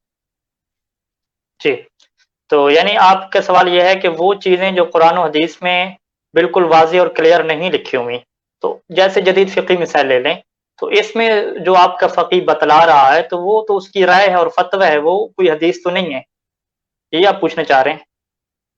ظاہر ہے، کیونکہ اگر واضح حدیث ہوتی تو پھر وہ حدیث ہی بتا دیتے نا، پھر ان کو اجتہاد کرنے کی کیا ضرورت ہے. میرا سوال اجتہاد پر ہے، جی اس پہ نہیں ہے. اجتہاد کی ہے کہ اجتہاد کی یہ قسم کون سی قسم میں آئے گا. جی یہ اسی قسم میں آئے گی، قرآن اور حدیث سے حکم شرعی کو نکالنا. اب دیکھیں جو حکم شرعی کو نکالنا ہے نا، اس کے لیے لفظ استنباط استعمال ہوتا ہے. استنبط یستنبط استنباطاً، کسی چیز کو نکالنا. اس کے لیے لفظ استخراج بھی عربی کا کیا استعمال ہوتا ہے. لفظ استنباط جو ہے وہ خود جو ہے وہ احادیث میں کیا موجود ہے کہ جس میں جو ہے وہ مولا نے فرمایا تھا کہ امام صادق علیہ السلام نے فرمایا تھا کہ اگر جو ہے وہ زرارہ نہ ہوتے، اگر ابو بصیر لیث مرادی اور محمد بن مسلم برید بن معاویہ الحجری نہ ہوتے، وَلَوْلَا هَؤُلَاءِ، کہ اگر یہ لوگ نہ ہوتے تو ما کان یستنبط ھذا، تو کوئی بھی ایسا نہیں تھا کہ جو اس حکم کا کیا کر سکتا ہے، استنباط کر سکتا. یعنی ہمارے سامنے جو اہل بیت علیہ السلام کی احادیث ہیں وہ قیامت تک آنے کے لیے ہر مسئلے کا حل آپ کو دیتی ہیں، لیکن وہ حل 2 طرح کے. ایک حل یہ ہے کہ بالکل کلیئر کٹ اس میں وہ چیز لکھتی جاتی ہے، جیسے وضو کے اور نماز کے مسئلے لے لیں، اس کے اندر چیز لکھتی گئی ہے. اور ایک حل وہ ہے کہ جس میں اہل بیت علیہ السلام کلی قانون آپ کو دیتے ہیں، کہ جس میں صادق آل محمد نے یہ فرمایا تھا کہ علینا الاصول، کہ ہماری ذمہ داری کیا ہے کہ ہم آپ کو اصول اور کلی قواعد دیں گے، اور تم کیا کرنا، ان سے فروع کو نکال لینا، کہ ہم آپ کو کلی قانون دیں گے، فروع کو نکال لینا۔ اب اگر پہلا مسئلہ ہے کہ جس کے اندر واضح ایک ٹاپک کو چھیڑا گیا ہے، وضو کو اور نماز کو چھیڑا گیا ہے، زکوٰۃ کو چھیڑا گیا ہے، تو ان میں اجتہاد کا کیا مطلب ہے؟ آپ کہتے ہیں کہ جب واضح چیزیں لکھی ہوئی ہیں تو پھر اجتہاد کیا مطلب ہو گیا؟ اجتہاد کے میں یہ مطلب ہے کہ آپ تحقیق کریں کہ یہ جن کتابوں میں یہ روایات آئی ہیں وہ کتابیں آخر کہاں سے آئیں، آیا ان کتابوں میں تحریف ہوئی یا نہیں ہوئی، یہ آپ کو ایفرٹ کرنی ہے، کوشش کرنی ہے۔ پھر وہ جو حدیث جس راوی نے بیان کی، کیا اس راوی کے علاوہ دوسرے نے بھی اس جیسی حدیث بیان کی ہے یا اس کے خلاف بیان کی ہے، اور پھر اس کا جو ترجمہ کیا گیا ہے، یا عربی زبان میں ہم جسے کیا کہتے ہیں زیریں زبریں لگائی گئی ہیں، کیونکہ قرآن مجید کی جو زیریں زبریں ہیں وہ تو ہماری تحقیق اور فقہائے امامیہ کے مطابق خود اہل بیت علیہ السلام کے زمانے میں کیا موجود تھیں، نہ کہ جو ہے وہ بعد میں کسی نے لگائیں، لیکن جو روایات کی زیریں زبریں لگا رہی ہیں، اور زیر زبر سے ہمیں پتہ ہے کہ عربی زبان کا کیا مطلب سارے کا سارا تبدیل ہو جاتا ہے۔ وہ زیریں زبریں جو ہیں اگر وہ آپ کس طرح سے لگا رہے ہیں، کون سے نحوی اور صرفی قانون کے مطابق وہ زیر زبر لگا رہے ہیں کہ جس سے آپ یہ مطلب لے رہے ہیں، اسی طرح سے کچھ نسخوں میں کیا اختلاف موجود ہے۔ یعنی اگر آپ پہلا لے لیں کہ وہ ٹاپک اور وہ موضوعات کے جن کو حدیث کے اندر ڈسکس کیا گیا ہے، وہاں پر بھی آپ کو کیا چیز ملتی ہے کہ اس جیسی چیزیں ہیں کہ جن کو آپ کو کیا ہے تحقیق کرنی ہوتی ہے۔ لہٰذا یہ بھی پھر ہر کسی کا کام کیا ہے نہیں ہے، ہر کسی کام نہیں ہے، کیا مطلب کہ اس کے لیے باقاعدہ آپ کو ٹائم دینا پڑتا ہے۔ معذرت کے ساتھ آپ کی ہم موضوع سے تھوڑا سا ہٹ رہے ہیں۔ میرا موضوع یہ نہیں ہے کہ تحقیق کی ضرورت ہے یا نہیں ہے، وہ تو ہمارے درمیان طے ہے کہ تحقیق کی ضرورت ہے نا۔ میرا جو سوال ہے وہ سوال جو ہے وہ یہ ہے کہ جو اجتہاد کر کے فتویٰ دیا جاتا، دیکھیں ایک اب عام زبان میں فتویٰ کیا ہے؟ معصومین کے دور میں لفظ فتویٰ جو تھا اس سے مراد جو تھا وہ حکم الہیہ یعنی قرآن حکیم یا سرکار رسالت میں آپ کا فرمان تھا۔ معصومین کے دور میں بھی فتوے سے مراد جو تھا، جو اصحاب معصومین میں تھے، وہ یہی تھا کہ جب ان سے کہا جاتا تھا کہ میں، جیسے وہ ابان بن تغلب والی جو روایت ہے کہ اسے کہا کہ بھی میں پسند کرتا ہوں کہ تم مدینے کی مسجد میں بیٹھو اور لوگوں کو فتویٰ دو، فتوے دو، تو وہاں فتوے سے مراد یہی ہے کہ جب لوگ تم سے آ کے سوال کریں تو تم وہ بیان کرو جو ہم نے تمہیں بیان کیا ہے، نہ کہ تم خود اجتہاد کرو، جیسا کہ میں نے وہ بدعت رائے اور قیاس والے چیپٹر سے آپ کو حوالہ دے دیا کہ انہوں نے کہا کہ ہم بعض اوقات اپنی عقل سے اس کے اوپر غور کر کے جواب دے دیتے تھے، اور امام نے شدید منع کیا کہ تم ایسے، اور پھر انہوں نے کسی کا نام لے کے بھی یہ کہا تھا کہ خدا لعنت کرے اس کے اوپر کہ وہ یہ کہتا ہے کہ علی یہ کہتے تھے اور میں یہ کہتا تھا، تو اس چیز سے منع کیا تھا کہ جو سوال کر رہا ہے وہ مولا کا صحابی بھی ہے، اور راوی کی حیثیت علم الرجال میں نون بھی ہے، سکہ بھی ہے، تشیع بھی ہے، ہر چیز ہے، سارا اس کو امام کہہ رہے ہیں کہ یہ جو تم کہہ رہے ہو کہ ہم قرآن سے اور آپ کے فرامین پہ غور کر کے خود سے جواب دے دیتے تو یہ مت کرو۔ تو ابان بن تغلب کا مطلب، اب وہاں پہ فتوے کا مطلب یہ تھا کہ جو معصوم نے بیان کیا ہے وہی لوگوں کو آگے بیان کر دو، اور اس کی دلیل میں قرآن حکیم کی آیت جو ہے سورہ نساء کی جو آیت ہے جس میں کلالہ کے بارے میں گفتگو ہے، تو پروردگار عالم نے بھی سرکار رسالت میں آپ کو یہی کہا یستفتونک اے حبیب، یا آپ سے فتویٰ مانگ رہے ہیں، قل اللہ یفتیکم، اللہ تمہیں فتویٰ دے رہا ہے، یعنی سرکار رسالت میں آپ کو بھی یہ کہا کہ میں تمہیں فتویٰ دے رہا ہوں، یہی آگے بیان کر دینا، تو سنت الہیہ یہی ہے۔ لیکن میرا سوال ان فتاویٰ کے بارے میں ہے جو آج اجتہاد کر کے استنباط کر کے چار منابع کے اوپر استنباط کر کے، اور وہ میں نے مثالیں بھی آپ کو بتا دی کہ کس قسم کے سوالوں کے بارے میں کہہ رہا ہوں، یہ اجتہاد کہاں سٹینڈ کرتا ہے، یہ معصوم کے دور میں کہاں سٹینڈ کرتا ہے، جبکہ معصوم کے دور میں اجتہاد کا مطلب صرف یہ تھا کہ قرآن اور معصوم کا فرمان تلاش کرو، اور فتوے کا مطلب یہ تھا کہ جتنا بیان کیا ہے اتنا ہی بیان کرو۔ اس لیے جن کے نام لیے جاتے ہیں فتاویٰ کے حوالے سے روایات میں، وہ راوی حدیث تو کہلائے ہیں، فقیہ یا مفتی نہیں کہلائے۔ یہ ہے میرا جو بنیادی سوال ہے۔ ضرورت تو ہے اجتہاد کی، وہ اس کے اوپر میری بحث نہیں ہے، جد و جہد تو کرنی ہی کرنی ہے، دین اسی کا نام ہے، تلاش تو کرنا ہے۔ جی، میں جو آپ کی بات سے یہ سمجھاؤں کہ آپ یہ کہہ رہے ہیں کہ سیدھی سیدھی روایت دینی چاہیے، روایت کے جو کلی قانون سے آپ نے سمجھا ہے وہ آپ کو نہیں آگے بیان کرنا چاہیے، یہ آپ سوال پوچھنا چاہ رہے ہیں؟ نہیں، میرا سوال وہی ہے، آپ اگر یہ سمجھتے ہیں کہ میرا سوال یہ ہے کہ اس سے جو آپ نے مفہوم سمجھا ہے وہ بیان نہیں کرنا چاہیے، تو یہ بھی ہماری لاسٹ سیشن کے اندر یہ گفتگو ہوئی تھی، اور مجھے یہ شہباز نے بڑا خوبصورت سوال کیا تھا کہ کیا ایسا ممکن ہے کہ معصوم کی حدیث کو اپنے الفاظ میں بیان کر دے؟ تو میں نے کہا تھا بالکل سرکار صادق عالم محمد نے یہ فرمایا کہ اگر ہمارا مفہوم اور مطلب یعنی مدعا جو ہے وہ تبدیل نہ ہو، جو ہم کہنا چاہتے ہیں وہ تبدیل نہ ہو، تو بالکل تم اپنے الفاظ میں اس کو بیان کر سکتے ہو. تو یہ بھی میرا موضوع نہیں ہے، آپ اپنے الفاظ میں بیان کر سکتے ہیں. ٹھیک ہے. جن معاملات میں قرآن اور حدیث میں تذکرہ موجود نہیں ہے، ٹیسٹ ٹیوب بیبی مثال کے طور پہ لے لیجئے. ٹیسٹ ٹیوب بیبی کا جو موضوع ہے، اس کا نہ قرآن میں تذکرہ آپ کو ملتا ہے، نہ معصوم کے فرمان میں ملتا ہے. اب اس کے اوپر جو اجتہادی فتویٰ سامنے آتا ہے، وہ فتویٰ جو ہے وہ اجتہاد کی کس قسم میں جا رہا ہے. ایک میرا سوال ہے یہ، اور دوسرا اسی سے ذیل میں سوال یہ ہے کہ جو وہ فتویٰ دے رہے ہیں، جو رائے قائم کر رہے ہیں، اس کی شرعی حیثیت کیا ہوگی، جبکہ ہم مخالفت بھی پا رہے ہیں، ایک کی طرف اور ہے اور ایک کی طرف اور ہے. تو وہ رائے جو ہے، کیا وہ ظن میں نہیں آئے گی؟ کیا وہ قیاس میں نہیں آئے گی کہ میرے خیال کے مطابق یہ ہے، اس کے خیال کے مطابق کچھ اور بھی ہو سکتا ہے؟ نہ کہ وہ اس لیول پہ چلی جائے گی جہاں پر قرآن اور معصوم کا فرمان ہے. اب شاید میں واضح کر سکا اپنا سوال. جی میں یہی آپ کے سامنے عرض کر رہا تھا کہ قرآن اور جو قرآن کی آیات ہوگی اور جو معصومین کے فرامین ہوگے، وہ ہمیں دو طرح کے ملتے ہیں. ایک ہیں کہ جن میں موضوعات کو ڈسکس کیا گیا باقاعدہ، اور اس میں بھی اجتہاد کی ضرورت. میں نے آپ کو بتایا کہ اس میں تحقیق کا کون سا عنصر ہے جو ہر کسی کو کرنا ہوتا ہے اور ہر کسی کے بس کی بات نہیں ہے. یعنی آپ یہ فرما رہے تھے نا کہ ہم میں سے ہر ایک کو اجتہاد کرنا چاہیے، تو وہ ہر ایک کے کرنے کی بس کی بات نہیں ہے. پہلے وہ چیزیں جو وہ ایک کلیئر الگ ہیں بات ہے، روایات ہاں، میں، موضوع کی بات ہے. لیکن کوشش کی جا دوسری میں سکتی ہے نا. ہاں دوسری میں نے آپ سے یہ عرض کیا کہ بہت ساری روایات اور قرآن کی آیات ایسی ہیں کہ جس میں اہل بیت نے کلی قانون دیا ہے. کلی قانون کو ہم عربی زبان میں، اور جو خود صادق عالم محمد نے اس کا نام رکھا الاصول. اصول کیا مطلب؟ ایک اصل دیں گے، پرنسپلز دیں گے، ایک کلی قانون آپ کو دیں گے. یہ کلی قانون کیا ہے کہ قیامت تک جو بھی آپ کو مسئلہ پیش آئے گا نا، یہ اسی کے اندر کیا ہے، ڈل سکتا ہے. اس قانون کے ساتھ اس کو آپ اپلائی کر سکتے ہیں. تو جتنے بھی جدید فقی مثال آ گئے، یہ جو آپ مثالیں دے رہے ہیں، بیبی ٹیسٹ ٹیوب ہے، دیگر جو مسائل ہیں، فقی کیا کرتا ہے، کلی قانون تلاش کرتا ہے کہ یہ جو ہمیں مسئلہ پیش آ گیا، یہ کس میں جا رہا ہے. کیا یہ زنا میں جا رہا ہے؟ کیا یہ جو ہے وہ فعل حرام میں جا رہا ہے جو معصوم نے ہم نے بیان کی ہیں؟ کیا یہ جو ہے وہ اباحہ میں جا رہا ہے؟ کیا یہ احتیاط میں جا رہا ہے؟ کس میں جا رہا ہے؟ تو فقی اس میں تلاش کرتا ہے کہ کون سا کلی قانون ہے جو اہل بیت علیہ السلام نے دیا ہے اور یہ اس کے اوپر فٹ آ سکتا ہے. اپنی تحقیق کے بعد، اپنے مطالعہ کے بعد، اپنے مباحثہ کے بعد، اپنے درس خارج دینے کے بعد، سب لوگوں کے سامنے وہ چیزیں رکھنے کے بعد، جو حوزہ میں ایک علمی مجلس لگتی ہے، اس مجلس کو درس خارج کہتے ہیں، اس میں اپنی سب چیزیں. ایسا نہیں ہے کہ وہ الگ کمرے میں بیٹھا ہوا ہے اور اس نے اپنی تحقیق کسی کو دکھائی نہیں اور چھپ کے کیا فتویٰ دے دیا. ایسا نہیں ہوتا. پوری ایک اس کی کمیٹی ہوتی ہے جس کے ساتھ ڈسکشن اس کی چلتی ہے، پھر اس کے ساتھ ایک کلی اس کی ڈسکشن چل رہی ہوتی ہے. سب میں چیزیں طے ہونے کے بعد، مشورہ کے بعد، جو وہ روایات اہل بیت علیہ السلام کے کلی قوانین سے جو وہ سمجھتا ہے، اسی کے مطابق وہ کیا دیتا ہے، فتویٰ دیتا ہے. میں یعنی عوام کے لیے ایک سادہ سی مثال رکھوں کہ جیسے سگریٹ کا جو مسئلہ ہے کہ سگریٹ پینا حلال ہے یا حرام ہے.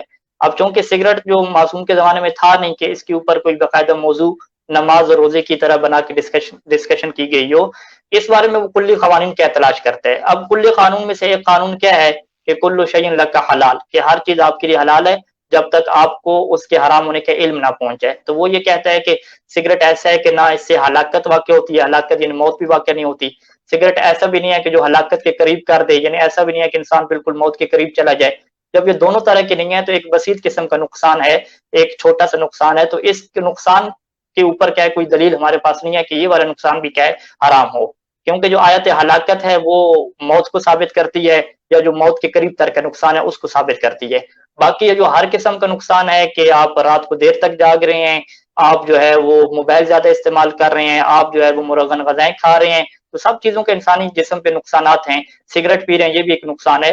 تو فقیہ کہتے ہیں کہ یہ ایک ایسے نقصانات ہیں کہ جو روایات میں ذکر نہیں ہے، اور اہل بیت علیہ السلام نے ہمیں یہ قانون دیا ہے کہ جس کو وہ حدیث رفع کے تحت لے کر آتا ہے کہ رفع عن امتی ما لا یعلمون، کہ میری امت کو جس حکم شرعی کا علم نہ ہو تو وہ ان سے اٹھا لیا گیا ہے، یعنی ان کے لیے وہ جائز اور حلال ہے. یا اسی طریقے سے صادق علیہ محمد کا قانون آتا ہے جسے ہم اصل برات کہتے ہیں، کہ ایک ایسا اصل قانون کہ جس چیز کا تمہیں جو ہے وہ منع نہ کیا گیا ہو، جس چیز کے اوپر جو ہے وہ تمہیں حرام کے اوپر دلیل نہ ہو، وہ تمہارے لیے حلال ہے. یعنی میں خلاصہ کروں کہ ہمارے ہاں جو علم اصول کا اجتہاد ہے وہ ہمیشہ روایات کے اوپر ڈیپینڈ کرتا ہے، چاہے وہ جدید سے جدید مسئلے کیوں نہ ہو، کیونکہ اہل بیت علیہ السلام نے ہمیں کلی قانون دے دیے ہیں، اور ان کلی قوانین کو سمجھنا، ان کو تحقیق کرنا ظاہری بات ہے یہ مطالعہ کے ساتھ تحقیق کے ساتھ یہ تعلق رکھتا ہے، عوام کیا اس چیز کو نہیں سمجھ سکتی۔ تو اب اگر آپ اس چیز کو فعل حرام کہتے ہیں تو وہ الگ بات ہے، یا اگلا آپ کا سوال ہے کہ پھر اختلاف کیوں ہو جاتا ہے، سب کیوں ایک جیسا نہیں سمجھتے، تو یہ پھر الگ کیا سوال ہے، شاید نہیں، میں میرا آپ کی بات اختلاف پہ کے اوپر جواب دے ابھی پائی سوال نہیں ہے، میرا ابھی جو یا سوال ہے آپ، وہ اختلاف کے اوپر نہیں ہے، ہاں ابھی یا میں آپ کا اختلاف یہ کی سوال، بات نہیں کر رہا، ہاں میں تو یہ تو جاننے کی یہ، کوشش کر رہا ہوں کہ جب آپ اجتہاد کر کے اور ان معاملات میں جس میں آپ کو قرآن اور حدیث سے واضح نہیں ملتا، اور جس کو آپ کہہ رہے ہیں کہ ایک اصول دے دیا امام نے، تو اسی اصول کی بنیاد کے اوپر جو ہے پھر وہ گفتگو کی جاتی ہے، جیسے آپ سگریٹ کی مثال دے رہے ہیں کہ چونکہ اس میں ضرر تو ہے لیکن ضرر بسیط ہے، نہ کہ فوری طور پہ ضرر ہے، کوئی جان کا اس وقت خطرہ موجود نہیں ہے، کوئی ایسی چیز موجود نہیں ہے، تو اس عنوان کے ساتھ تحقیق کر کے اس کے بارے میں جو ہے وہ فتویٰ دے دیا گیا۔ تو یہ والا جو اجتہاد ہے، میں اس کے حوالے سے گفتگو کر رہا ہوں، میں یہ جاننا چاہ رہا ہوں کہ یہ جو اجتہاد ہے اس کے نتیجے میں جو استنباط ہوا، جو چیز آپ نے نکال کے فتوے کی شکل میں اپنے مقلدین کے لیے یا لوگوں کے سامنے رکھی، تو اس کی شرعی حیثیت کیا ہوئی؟ کیا اس کی شرعی حیثیت جو ہے وہ واجب کی طرف چلی جائے گی کہ اس کے اوپر عمل کرنا ہر ایک کے لیے واجب ہے، کیونکہ یا کم از کم مقلدین کے لیے اس لیے واجب ہے کہ وہ ان کے مرجع ہیں، اور یہ وجوب میں جائے گا، یا یہ مستحب ہوگا کہ ایک رائے ہے، چاہیں تو اس کے اوپر عمل کریں چاہیں تو نہ کریں، یا آپ کے اوپر دین نے کوئی شرط نہیں رکھی کہ آپ نے ہر صورت میں فتوے کے اوپر عمل کرنا ہے، آپ کسی اور طرف بھی رجوع کر سکتے ہیں، کسی اور سے بھی رائے لے سکتے ہیں، ٹھیک ہے؟ تو یہ میں اس کی حیثیت جاننے کی کوشش کر رہا ہوں کہ جس اجتہاد کو ممنوع قرار دیا، جس کو شیعہ اثنا اشریہ ہمیشہ سے کہتے ہیں کہ وہ مبنی پر قیاس ہے، اس لیے وہ باطل ہے اور ہم اس کی طرف نہیں لے کے جاتے، تو یہ جو اجتہاد کیا جا رہا ہے جس میں واضح حکم موجود نہیں ہے، اور اصول کے اوپر جس طریقے سے آپ بیان فرما رہے ہیں کہ اصول کے اوپر غور و خوض کر کے اور پھر اس سے نتیجہ اخذ کیا جاتا ہے، تو کیا یہ نتیجہ جو ہے یہ حکم واقعی میں آ جائے گا، یا یہ بھی زن کی طرف ہی جائے گا کہ ہو سکتا ہے ٹھیک ہو سکتا ہے نہ ٹھیک ہو؟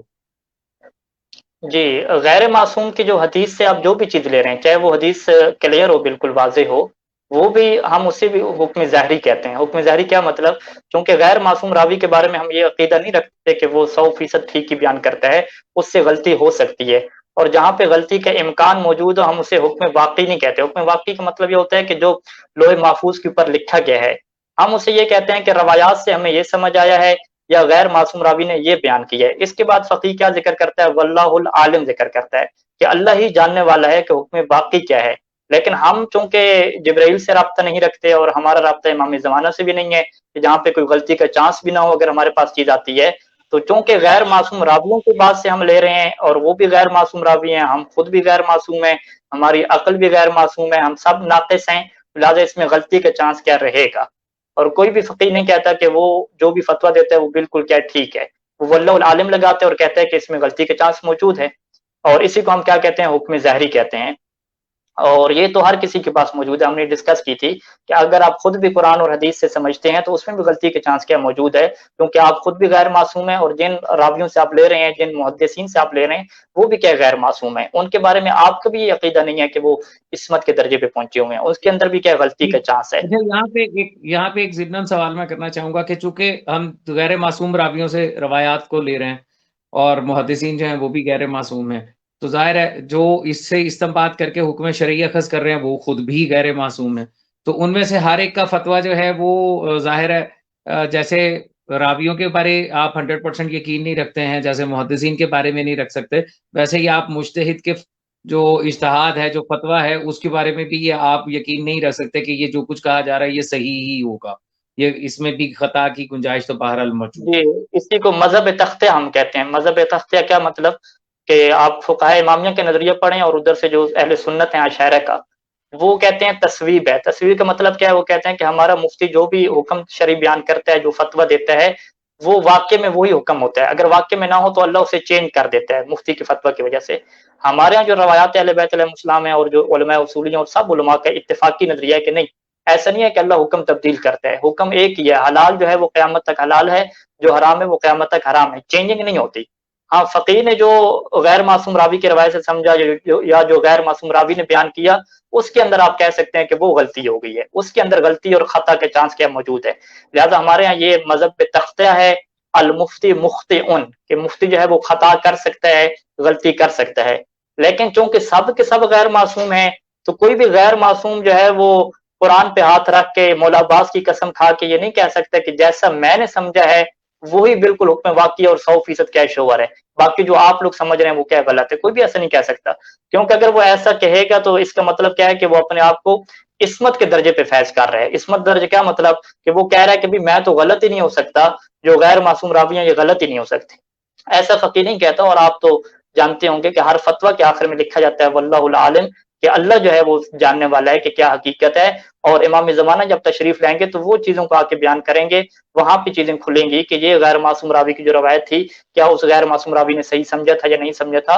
اور نجیب الدولہ کا 208 نمبر خطبہ ہے، بڑا واضح ہے کہ جس میں مولا نے جو ہے وہ بیان کیا کہ یہ اختلاف آخر ہو کیوں رہا ہے روایات میں، تو مولا نے فرمایا کہ یہ رسول خدا کے زمانے سے شروع ہے، اور اس میں وہ جی راویوں جی کی وہ 4 اقسام پڑی ہوتی، یعنی وہ جی جی خلاصہ کلام بالکل کیا کروں کہ ہمارے ہاں کوئی بھی بندہ اس بات کا قائل نہیں ہے کہ جو فقی فتویٰ دے رہا ہے اس میں غلطی کا چانس نہیں ہے، سب کہتے ہیں کہ غلطی کا چانس ہے اور وہ غلط ہو سکتا ہے، اور اگر آپ خود بھی روایات سے لے رہے ہیں تو اس میں بھی کیا غلطی کے چانس موجود ہے، کیونکہ آپ بھی تو غیر معصوم راویوں کی روایات کو لے رہے ہیں اور وہ بھی اپنے آپ ترجمہ کے مطابق اور اپنی سمجھ کے مطابق اسے سمجھ رہے ہیں، اور آپ خود بھی غیر معصوم ہیں، اس کے اندر بھی غلطی کا چانس کیا موجود ہے۔ 100% تو چیز تبھی ہوگی کہ جب آپ اور ہم جو ہے وہ امام زمانہ سے جا کے خود پوچھیں گے، اللہ ان کے ظہور میں تعجیل فرمائے کہ ہم ان کی خدمت میں جا کے خود ان سے پوچھ رہے ہوں، پھر وہاں پہ کیا غلطی کے چانس نہیں ہوگا۔ اگر ہم سارے کے سارے غیر معصوم راویوں اور غیر معصوم محدثین کی باتوں سے سمجھ رہے ہیں، ان کی روایات سے سمجھ رہے ہیں، تو اس کے اندر غلطی کا چانس ہر جگہ پہ ہے، کوئی بھی یہ بندہ دعویٰ نہیں کر سکتا کہ غلطی کا چانس نہیں ہے یا جیسا ٹھیک میں ہو نے گیا ترجمہ کیا جیسا میں نے سمجھا وہ ٹھیک ہے۔ ٹھیک ہو گیا۔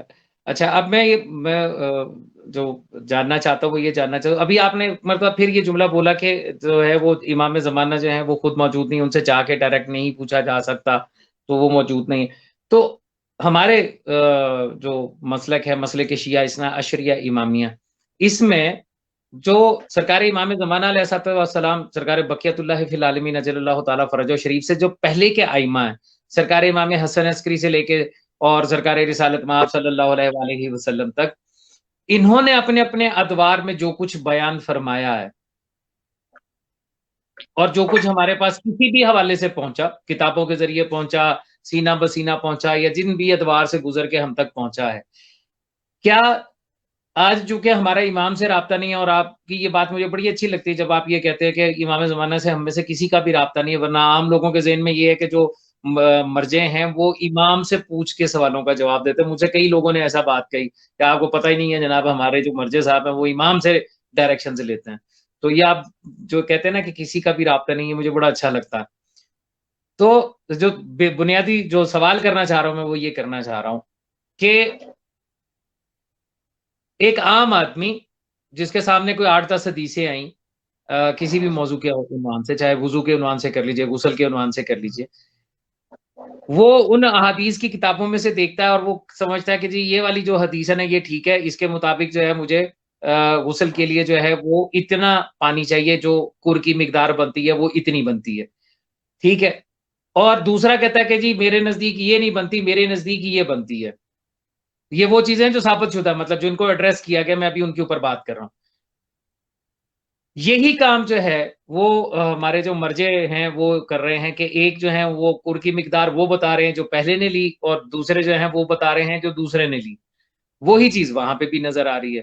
تو جو چیز یہاں پہ ہے وہی چیز بعد از اجتہاد وہاں پر بھی پائی جا رہی ہے، ٹھیک ہے۔ تو ڈیفرنس کیا ہوا، فرق کیا ہوا؟ دیکھیں آپ کے سوال کو اگر میں یوں رکھوں کہ جس طریقے سے ہم مثال لیتے ہیں فرض کریں ماہر قوانین کی یا ڈاکٹر حضرات کی، کہ وہ بھی تو اختلاف کر رہے ہیں، کوئی کہتا ہے کہ آپ کا بائی پاس ہونا ہے، کوئی کہتے ہیں کہ آپ بس ٹیبلٹ کھائیں ٹھیک ہو جائیں گے، کوئی کہتے ہیں کہ نہیں آپ کو جو ہے وہ لیزر لگے گی تب ٹھیک ہوں گے، ان کا بھی اختلاف ہو رہا ہے۔ جب وہ اختلاف کر رہے ہیں تو ہم بھی کتابیں پڑھ کے اختلاف کر لیں، انہوں نے کون سا جو ہے واپس میں اتفاق کر لیا، جب وہ اتفاق نہیں کر رہے تو ہم خود بھی تحقیق کر لیں، ہم بھی اختلاف کر لیں۔ تو دو ہاشمی باتوں میں صاحب، یہ جو ڈاکٹر کی یا وکلاء کی مثالیں ہیں نا میری سرکار، یہ جو چیزیں ہیں یہ ہم دین پہ اس لیے اپلائی نہیں کر سکتے کہ دین معین ہے، دین پہنچایا گیا ہے، شریعت اللہ کی ہے، پہنچائی سرکار رسالت میں آپ نے ہے، تحفظ جو ہے وہ اور اس کی تشریح جو ہے وہ معصومین نے کی ہے. تو یہ ایک لمیٹڈ ہے نا, مطلب اس کا سلیبس مقرر ہو گیا ہوا ہے. ڈاکٹری ہو, وکالت ہو, اس میں وقت کے ساتھ ساتھ جو ہے اس کے اندر چیزوں میں اضافہ ہوتا چلا جاتا ہے. یعنی آج سے 20 سال پہلے کوئی نہیں جانتا تھا کہ ہارٹ بائی پاس جو ہے وہ اس طریقے سے ممکن ہوگا کہ آپ جو ہے وہ ٹانگ میں سے ایک ناڑ نکالیں گے اور پورے کے پورے دل کو ہی بائی پاس کر دیں گے. اس زمانے میں ٹی بی کو اتنی بڑی بیماری سمجھا جاتا تھا, دنیا مر جاتی تھی. ٹھیک ہے, آج اس میں ترقی کرتے ہوئے انسان جو ہے وہ یہاں تک پہنچ گیا کہ وہ دل اگر آپ کا ناکارہ بھی ہو گیا تو وہ الیکٹرانک ہارٹ لگا کے آپ کو زندہ رکھ رہے ہیں نا. تو اس میں وقت کے ساتھ ساتھ اضافہ. اسی طرح وکیل صاحب ہیں تو ان کے مقدمات, نئے نئے جرائم ہوتے ہیں, نئی نئی چیزیں ہوتی ہیں, تو وہ نئی نئی چیزیں آگے تشریح ہوتی ہے, پارلیمنٹ قانون سازی کر رہی ہے, تو وہ اور چیز ہے. دین ایک ایسی چیز ہے کہ جس کی آپ کی بات تکمیل واضح کر دی گئی اور اس میں ہر چیز کو واضح کر دیا گیا نا. تو یہ مثالیں اس کے اوپر نہیں لگ سکتی. ہمیں ہر حال میں, کیونکہ میں اگر آپ سے سوال کر رہا ہوں, آپ صاحب ابا کبا اور اماما ہیں, میں آپ کے پاس آتا ہوں, میں آ کے کہتا ہوں ہاشمی صاحب مجھے اس مسئلے میں بتائیے کہ مجھے کیا کرنا ہے, تو میرا آپ کے پاس آنے کا صرف ایک مقصد ہے نا کہ میں یہ جانوں کہ اللہ نے کیا کہا ہے, رسول اللہ کیا فرماتے ہیں, معصوم کیا فرماتے ہیں, کہ مجھے کیا کرنا چاہیے, میرا رب مجھ سے ناراض نہ ہو جائے کہ میں کوئی الٹ نہ کر بیٹھوں. یہی مقصد ہے نا ہمارا آپ کے پاس آپ سے آ کے سوال کرنے کا. اب اگر میں آپ کے پاس آتا ہوں اور آپ جو ہے وہ کہتے ہیں کہ چونکہ اس کے اندر واضح حکم موجود نہیں تھا, تو میں نے استنباط کر کے جو ہے وہ میں نے پوری جد و جہد کرنے کے بعد, منابع کے اوپر جو ہے وہ اس کو اپلائی کرنے کے بعد میں نے آپ کو یہ رائے دیتا ہوں اور میرے نزدیک اس کام کو ایسا کر لے. اور میں یہ سوچ رہا ہوں کہ پتہ نہیں یہ صحیح ہے یا غلط ہے, کیونکہ عام بشر ہے, بشر سے خطا ممکن ہے, معصومن الخطا تو ہے نہیں ہے. اب یہ صحیح ہے یا غلط ہے, میں اسی ادھیڑ بن میں پڑا ہوں. میں اس چیز کو ایڈریس کرنا چاہ رہا ہوں کہ اس کی کیفیت کیا ہے. جی, سب سے پہلے تو یہ ہے کہ یہ جو ڈاکٹر اور وکیل کی ہم مثال دیتے ہیں نا, اس مثال کا اختلاف, علمی اختلاف کو سمجھانا مقصود ہوتا ہے کہ صاحبان جو علم ہیں اور صاحبان جو تحقیق ہیں ان میں علمی اختلاف ہوا کرتا ہے. چاہے وہ علم ایسا ہو کہ جو تجرباتی چیزوں پہ بیس کرتا ہو, جیسا کہ علم طب ہے, ڈاکٹری کی چیزیں, تجربے ایکسپیریمنٹ ہو رہے ہیں اور علم کیا بڑھتا جا رہا ہے. چاہے وہ علم ایسا ہو کہ جو کتابوں پہ, جو پرانی کتابیں ہیں ان کے اوپر کیا ڈیپینڈ کرتا ہو, ان کی سمجھنے کی کوشش ہو. علمی اختلاف کیا ایک حقیقت ہے اور وہ کیا ہوتا رہے گا. اور اس کی وجہ کیا ہے؟ اس کی وجہ یہ ہے کہ اللہ تعالیٰ نے ہر ایک کو کیا ہے الگ طرح کی عقل دی ہے. ابھی جو آپ یہ فرمانا چاہتے ہیں نا کہ اگر ہم فقیہ سے ایک حکم شرعی پوچھ رہے ہیں اور وہ کہہ رہا ہے کہ میں نے معصوم کے کلام میں جو کلی قانون تھے, میں نے کلی قوانین سے یہ حکم شرعی نکالا ہے اور آپ کو دیتا ہوں, اور آپ کہتے ہیں کہ یار یہ جو فقیہ ہے یہ بھی تو معصوم نہیں ہے نا, یہ بھی غیر معصوم ہے, تو ممکن ہے کہ مجھے غلط کہہ دے, تو اب میں کیا کروں؟ ٹھیک ہے, یہاں پہ آپ کے سامنے دو رستے آتے ہیں. یا تو آپ یہ کہیں کہ چلیں جی وہ مجھ سے زیادہ پڑھا لکھا ہے, اگر اس نے زیادہ تحقیق کی ہے تو اس کی غلطی میں, اس کی جو بات میں غلطی کے چانس ہیں وہ تھوڑے چانس ہیں, یا تو میں اس کی بات پہ بھروسہ کر لوں کیونکہ اس کی تحقیق میں غلطی کے چانس تھوڑے ہیں. یا میں خود کیا بن جاؤں, نیم ملا بن جاؤں. نیم ملا کیا مطلب کہ مجھے تو ایک حدیث کی کتابوں کو بھی زیادہ نہیں پتا اور ترجمے وغیرہ بھی میں خود سے نہیں کر پاتا, مجھے یہ بھی نہیں پتا کہ جو زیریں زبریں حدیث کی لگی ہوئی ہیں یہ ٹھیک ہے یا ٹھیک نہیں ہے. تو بہرحال میں کہتا ہوں جتنی میری استطاعت ہے اس کے مطابق کیا میں چیزوں کو تلاش کروں اور ایک کیا نتیجے تک پہنچوں. تو ایک میں نتیجے تک پہنچ رہا ہوں اور ایک فقیہ نتیجے تک پہنچ رہا ہے. تو ایک عقل مند انسان یہ کہتا ہے کہ چونکہ مسئلہ بڑا حساس ہے اور مسئلہ کیا ہے بہت ہی اہمیت کا حامل ہے, تو لہٰذا میں خود سے کیا نیم ملا نہیں بنوں گا, میں جو لوگ اس کے اندر تحقیق کر چکے, یہ چیز آپ علم طب میں اور وکالت والے شعبے میں دیکھ سکتے ہیں کہ علم طب کی اور جو پاکستان کا قانون ہے آپ اس کو خود بھی پڑھ سکتے ہیں, سمجھ سکتے ہیں, لیکن اگر مسئلہ حساس ہو جائے کہ جس میں آپ کا یہ مسئلہ ہو کہ کوئی بڑا کیس آپ کے اوپر ہو سکتا ہے, پھنس سکتے ہیں, تو بجائے اس کے کہ آپ خود سے کیا ہے فیصلے کریں, آپ کہیں کہ وکلاء کا بھی تو اختلاف ہے نا, کوئی کہہ رہا ہے کہ ایسے کر لو, کوئی کہہ رہا ہے کہ ایسے کر لو, تو آپ کیا کہتے ہیں؟ آپ کہتے ہیں کہ نہیں میں ایک اچھے وکیل کو تلاش کروں گا اور اس کی جو مشاورت ہے, اس کا جو مشورہ ہے اسی کے مطابق میں کیا چلوں گا. یعنی اس سے ہم کیا کہتے ہیں؟ اس سے ہم یہ کہتے ہیں کہ ایک چیز جو ماہر ہوتا ہے, کوئی بھی بندہ کیا اگر ماہر ہے, ایک بندہ احادیث معصوم کو سمجھنے کا آپ سے اور مجھ سے زیادہ صلاحیت رکھتا ہے اور اس کا وہ متخصص ہے, ماہر ہے, اس کا کام یہی ہے, اور میں جو ہے وہ اس کو سمجھنے کی زیادہ صلاحیت نہیں رکھتا. تو میں یہ کہتا ہوں کہ اگر ایک اہم مسئلہ آ رہا ہے تو مجھے جو زیادہ صلاحیت والا ہے اس کی بات کے اوپر کیا کرنا چاہیے؟ بھروسہ کرنا چاہیے. لیکن اس کا یہ مطلب ہے نا, اس پہ تو مجھے جی اختلاف آپ سے نہیں ہے نا, اس پہ تو میں نے اختلاف نہیں کیا کہ آپ جو ہے وہ رجوع کریں اس شخص کے ساتھ کہ جو کسی بھی مسئلے کے اندر یا کسی بھی فیلڈ کے اندر کوئی مہارت رکھتا ہے، آپ کو اس سے رجوع کرنا ہے. یہ تو خیر عقلی بھی ہے، اور کیا کہتے ہیں اس کو، مطلب شریعت کا بھی حکم یہی ہے، فطر بھی انسان بھی ہے. یہ میرا مطلب وہ نہیں ہے، میں اس کے ریزلٹ کی بات کر رہا ہوں. آپ اس کے اوپر بتائیے گا کہ اس کے بارے میں آپ کیا کہتے ہیں، آپ کا نظام کیا کہتا ہے؟ رزلٹ کیا مطلب، کس چیز کا رزلٹ؟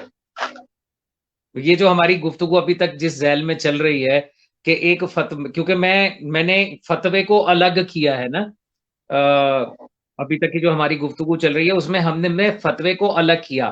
فتوے سے مراد میں جب آپ یہاں پہ آپ سے گفتگو کر رہا ہوں تو اس سے مراد میں وہ معاملات لے رہا ہوں کہ جن کا واضح یا صریحاً جو حکم جو ہے وہ قرآن اور حدیث میں ہمیں نہیں مل رہا. ایک تو مسئلہ یہ ہے نا کلی کہ ہمارے قانون بھی پاس نہیں جو مل رہے؟ حدیث ہیں اس کی جان پہچان کرنی ضروری ہے، وہ تو ایک علیحدہ چیز ہے. ایک ہے کہ اس کا نہیں، تذکرہ ہی موجود نہیں. اب ٹیسٹ ٹیوب بیبی جو ہے وہ آپ کو نہ قرآن میں ملے گا نہ آپ کو معصوم کے فرمان میں یہ لفظ نہیں ملے گا نا ٹیسٹ ٹیوب بیبی کلی کا. قانون ہے یا نہیں ہے؟ کلی قانون کا بھی آپ انکار کرتے ہیں کہ اہل بیت علیہ السلام نے کلی قانون دیے میں ہیں؟ وہی عرض کر رہا ہوں، کلی قانون کے حوالے سے گفتگو ہوگی جیسا کہ، اور یہ سرکار صادق آل محمد کی آپ نے حدیث بتائی ہے وہ بھی ٹھیک ہے کہ کلی قانون جو ہے وہ آپ کے سامنے دیا جائے گا، لیکن وہی کلی قانون آپ کے لیے اور ہے، میرے لیے اور ہے، ہم دونوں میں اختلاف پہ اختلاف بات کر موجود رہے ہے. ہیں. میں اس کی بات کر رہا ہوں کہ جو آپ ریزلٹ دے رہے ہیں، جو آپ رائے دے رہے ہیں اپنی، جس کو آپ نے کہا کہ حکم ظاہری کہلاتا اور یہ وجوب پہ نہیں جا سکتا کیونکہ اس میں خطا کا امکان ہوتا ہے، تو میں اس کے ریزلٹ کی بات کر رہا ہوں کہ وہ کیا ہے، وہ اس کو ہم کون سی کیٹیگری میں شامل کریں گے. جہاں سے ہماری گفتگو شروع ہوئی تھی کہ وہ اجتہاد جو مردود ہے اور وہ اجتہاد کہ جس کو تشیعوں نے بعد میں تسلیم کیا 7ویں صدی ہجری میں، ان کے بعد علامہ ہلی نے جس کے بارے میں تذکرہ کیا، اور مرتضیٰ مطہری نے بلکہ انہوں نے بڑے واضح لفظوں میں لکھا کہ 7ویں صدی ہجری تک جو تھا یہ تو قوم تشیع میں اچھا نہیں سمجھا جاتا تھا. اس کو لفظ اشتہار. لفظ اجتہاد کو سنی سے شیعہ کر کے مذہب تشیع میں شامل کیا. یہ انہوں نے لکھا ہے، شہید مرتضیٰ مطہری نے بھی اس چیز کو. میں اس کی بات کر رہا ہوں. پوری بات آپ نہیں پڑھتے ان کی. بہرحال اس چیز کو ہم چھوڑتے ہیں، اس کو ہم بیان کر چکے ہیں کہ شہید مطلع رحمہ جو لکھتے ہیں اس کا کیا مطلب ہوتا ہے کہ اہل سنت لفظ اجتہاد کو قیاس میں استعمال کر رہے تھے، اور اب ہم لفظ اجتہاد کو استعمال کریں گے کہ آپ احادیث محمد و آل محمد سے حکم شرعی نکالیں گے. اگر آپ مجھ سے یہ سوال کرنا چاہ رہے ہیں کہ جو جدید فقی مسائل ہیں، ٹیسٹ ٹیوب وغیرہ، ہاشمی وہ صاحب جو ایک سیکنڈ یہاں پہ، انتہائی معذرت کیونکہ میرا خیال ہے وقت بھی جو ہے وہ بہت مختصر سا رہ گیا، میں کوشش ہے میں اس کو سمجھ لوں. ہم عام طور پہ یہ کہتے ہیں کہ جی اہل سنت کے اندر جو ہے وہ یہ کانسیپٹ موجود تھا اجتہاد کے عنوان کے ساتھ کہ وہ اپنے قیاس کے ذریعے کرتے تھے. اب وہ قیاس کس چیز پہ کرتے تھے؟ کیا وہ قرآن اور حدیث کو دیکھ کے پھر قیاس کرتے تھے، یا قرآن و حدیث سے رجوع کیے بغیر بس اپنی عقل سے ہی فتوے دے دیتے تھے؟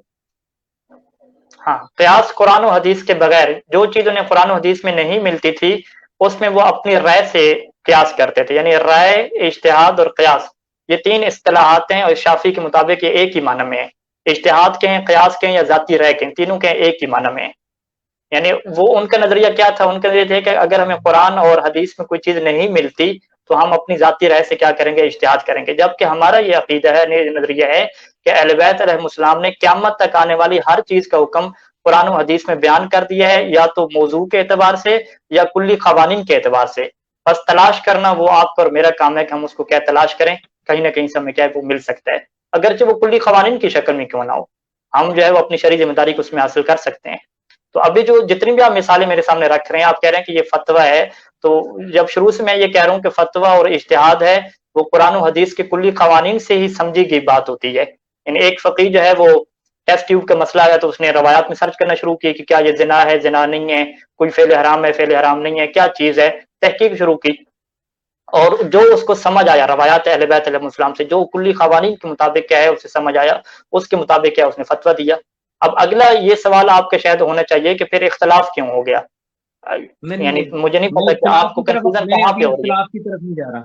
میں ابھی اختلاف کی طرف نہیں جا رہا. میں ابھی پہلے آپ سے آپ کے یہ جو طریقہ کار ہے میں ابھی اس کے اجتہاد کو سمجھنے کی کوشش کر رہا ہوں کہ بیسیکلی اجتہاد ہے کیا.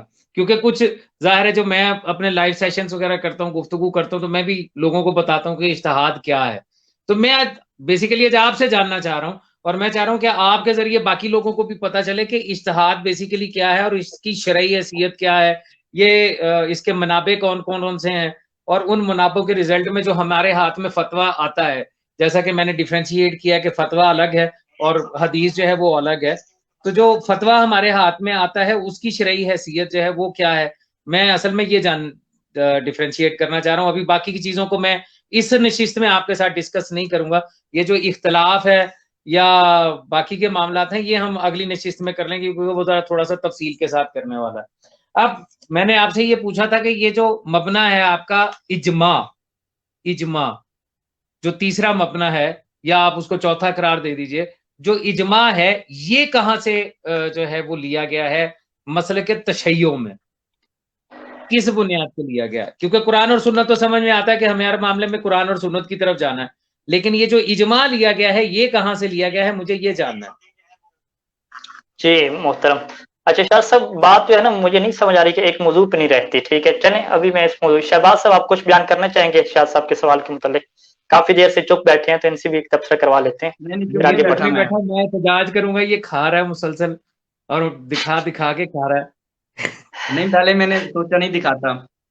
مجھے دراصل نا شروع سے جو گفتگو چل رہی ہے، اگر ہم سٹیپ بائی سٹیپ مختصر چلیں تو بات بالکل واضح ہو جاتی ہے کہ ہم ایک چیز پہ ان کا آغا کا موقف بھی لیں جواباً. جب آپ ایک چیز آغا سامنے کلیئر کرتے ہیں کاظمی صاحب کے سامنے، تو اس کا پھر موقف بھی لیں کہ اس پہ آپ کو کوئی اعتراض ہے تو آگے وہ اپنا موقف بتائیں جی اعتراض ہے، پھر اس کو کلیئر کیا جائے. جب تک وہ اس کو کلیئر نہیں کرتے آگے بڑھنے کی ضرورت نہیں ہے. پھر جب ہم آگے بڑھ جاتے ہیں تو ابھی تک ہمارا جتنا بھی یہ سیشن چلا ہے اس میں میرے خیال میں کاظمی صاحب میں آپ کی طرف آ رہا ہوں، اجتہاد کی آپ نے تعریف پوچھی کہ اجتہاد کب سے شروع ہوا. ٹھیک ہے، اس میں لغوی اور اصطلاحی معنی ہاشمی صاحب نے بیان کیا، اس میں تو آپ کو کوئی اعتراض نہیں ہے. نہیں، اس کو ہم دونوں نے مل کے ڈیفرینشیٹ کر دیا تھا، ڈیٹیل بیان کر دی تھی کہ اجتہاد سے مراد کیا ہے. جو اقسام بنیادی طور پہ دو ہیں وہ ہم نے کلیئر کر دیا کہ ایک اجتہاد جو ہے وہ صرف یہ ہے کہ آپ قرآن اور حدیث تلاش کریں، معصوم کا فرمان تلاش کریں کہ مجھے اس معاملے میں کیا کرنا. ایک اجتہاد وہ ہے کہ جب آپ کو قرآن اور حدیث دونوں نہ ملیں تو پھر آپ جو ہے وہ جیسے یہ کہہ رہے ہیں کہ اصول کے اوپر جو ہے وہ غور و خوض کرتے ہوئے اور اپنی فکر کے ساتھ اپنی علمی اور عقلی صلاحیت کے اوپر بھروسہ کرتے ہوئے آپ اس کے بارے میں اپنی کوئی رائے قائم کریں. تو یہ بنیادی طور پہ آیا، اور اس پہ میں نے اصول کافی کی جو باب ہے اپنی رائے اس کا قائم حوالہ کریں. بھی دے شاہ دیا کہ صاحب معلوم حضرت کیا گیا. یہ بات نہیں سمجھا پایا میں آپ کو. شاید میں یہ نہیں کہہ رہا کہ قرآن و حدیث میں جو چیز کلیئر موجود نہیں ہوتی اس میں آپ اپنی غور و فکر کریں اور کوئی چیز نکال دیں، یہ میں نے اصلاً نہیں کہا. میں نے کہا ہے کہ قرآن و حدیث میں کچھ چیزیں موضوع کے ساتھ کیا ہے سٹریس اور بیان نہیں کی گئی. بہت ساری چیزیں ایسی ہیں کہ جن کے کلی قانون کیا ہیں دیے گئے ہیں، اصول دیے گئے ہیں. تو جو چیز قرآن و حدیث میں آپ کو موضوع کے طور پہ اور نام لکھا ہوا اس کا نہیں ملتا، اس کے کلی قانون آپ کو مل جاتے ہیں. تو آپ جی غور و میرا فکر مطلب کریں یہی ہے، میرے اس کے کہنے اندر کا کلی مطلب قانون یہی ہے. نکال. یعنی جی اس کو کاظمی ذاتی صاحب رنگ انہوں نہیں نے کہا مثال جاتا. دی جی ایک مثال دی جیسا کہ ہاشمی صاحب نے اس کے ذیل میں کہ ہم قواعد کلی جو ہیں جو اصول ہیں ان سے فروعات تک پہنچتے ہیں، تو اس میں انہوں نے سگریٹ کی مثال دی. اس مثال میں آپ اب وہ جو سگریٹ کے جب آپ بات کر رہے ہیں کہ سگریٹ پینا جائز ہے یا کوئی کہے سگریٹ پینا بالفرض حرام ہے، تو اب یہ آپ کہیں یہ الفاظ جو ہے سگریٹ پینا جائز ہے مجھے روایت دکھائیں، تو اس کو ہم یہ روایت میں تو نہیں ہے نا یہ چیز، اس سے آپ اتفاق کرتے ہیں؟ جی بالکل ظاہر ہے یہ چیز آپ کو روایت میں تو نہیں ملے گی، سگریٹ کا نہیں ملے تذکرہ کلی ہی نہیں قوانین ہوگا. سے نکالیں گے نا، کلی قوانین سے اب یہ مطلب یہ تو نکالیں گے. ایسا ہی ہے کہ کوئی ہاں آج یہ پوچھ لے کہ کیا گاڑی چلانا جو ہے وہ جائز ہے، جبکہ روڈ کے اوپر ایکسیڈنٹ ہونے سے بندے مر جاتے ہیں تو پھر جی چلانی جی چلائیے ہاں چاہیے. میں اسی چیز کو کہہ رہا ہوں کلیئر ہو جائے. تو جب انہوں نے سگریٹ کی مثال دی ہے کہ ٹھیک ہے سگریٹ پینا جو ہے وہ ایک کلی قاعدے سے، چونکہ آپ کہہ رہے تھے نا کہ فتوے میں وہی قرآن و حدیث اس کی بیک پہ ہونی چاہیے، اب یا وہ الفاظ میں ہوگی یا قواعد کلی سے اس کی فروعات نکلیں گی. جب قواعد کلی سے اس کی فروعات نکلیں گی تو اس کو ہم فتویٰ نام دیتے ہیں.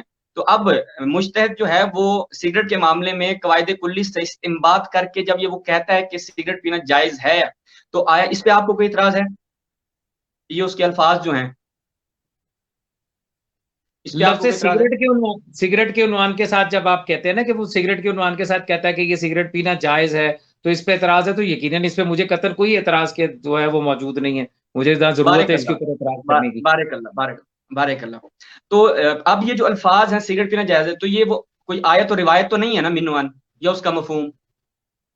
ہاں لیکن آپ ہر معاملے کو اس مثال کے تحت آپ ہر معاملے کو نہیں نا لے کے آ سکتے نا بھائی. ابھی نہیں، ہم یہ ہر اور معاملے چیز ہے، پہ آ ہی نہیں رہے نا یہ تو قاضی صاحب، ہر معاملے پہ آئیں گے. میں صرف چاہ رہا ہوں کہ ایک ہم پہلے ضابطہ بنا لیں, اس کے تحت ہم مصادیق پہ بحث کریں گے. ٹھیک تو ہے, وہ ضابطے چھری کے رکھ دوں لیے تو میں میں عرض کر رہا آپ ہوں کی نا، نوازے.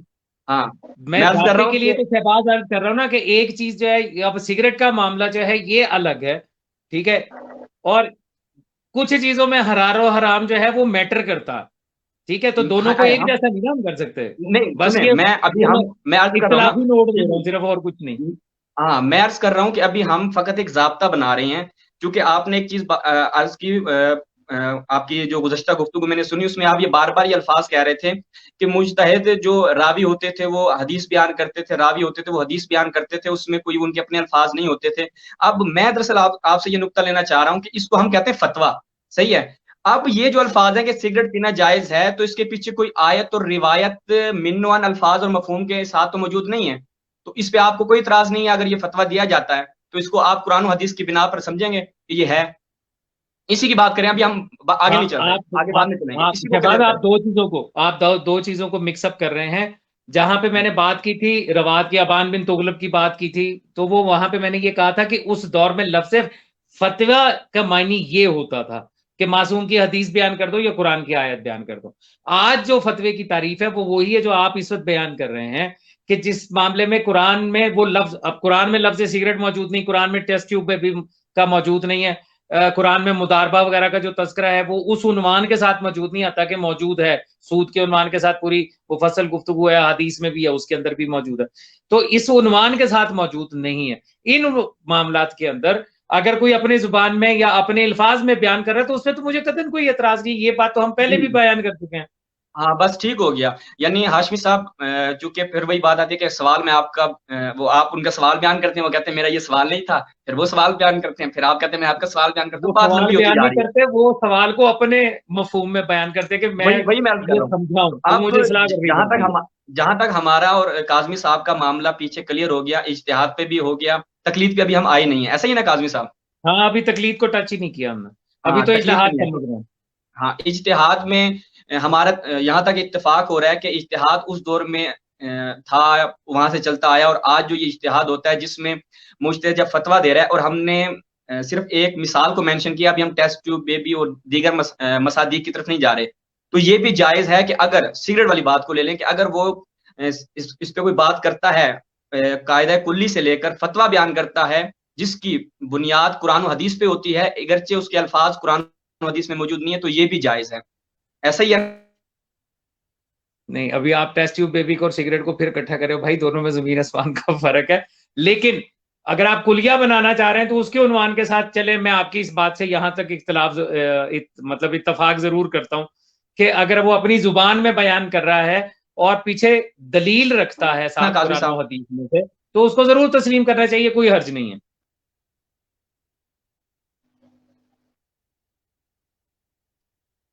جی شہباز صاحب رک کے. ہاں شہباز صاحب کو بریک لگ گیا, اب یہ سیب کھا کے واپس آئے گا. میں نے کہا شاید چلیں بادام کھا رہا ہے جو اس نے میرے ساتھ وعدہ کیا ہے. چلیں شاہ صاحب, ہم آتے ہیں آپ کے سوال اجماع کی طرف.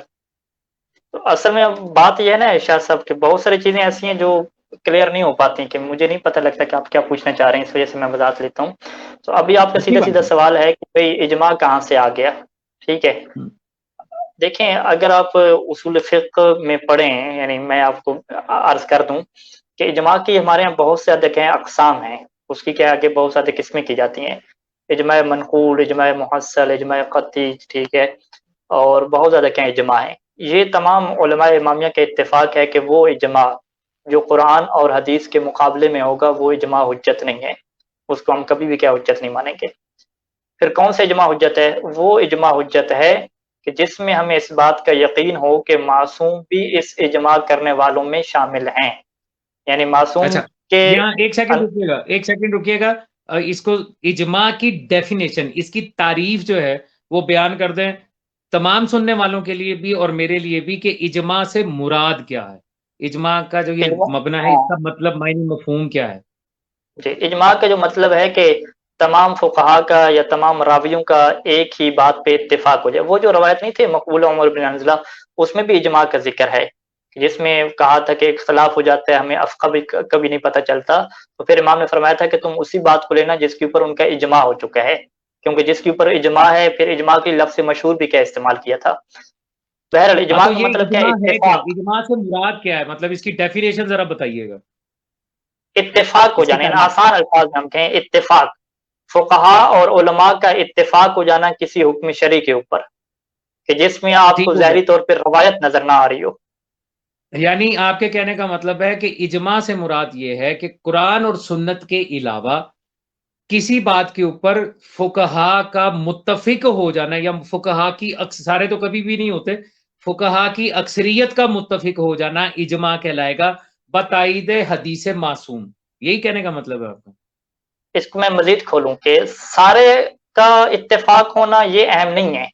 اہم یہ ہے کہ اتنے لوگوں کا اتفاق ہو کہ ہمیں یہ یقین حاصل ہو جائے کہ جن لوگوں کا اتفاق ہوا ہے اس کے اندر معصوم بھی شامل ہیں، معصوم کی رضایت بھی اس میں شامل ہے. یعنی یہ اتفاق معصوم کے زمانے میں تک بھی جا رہا ہے اور معصوم نے اس کے خلاف کیا کچھ ارشاد نہیں فرمایا.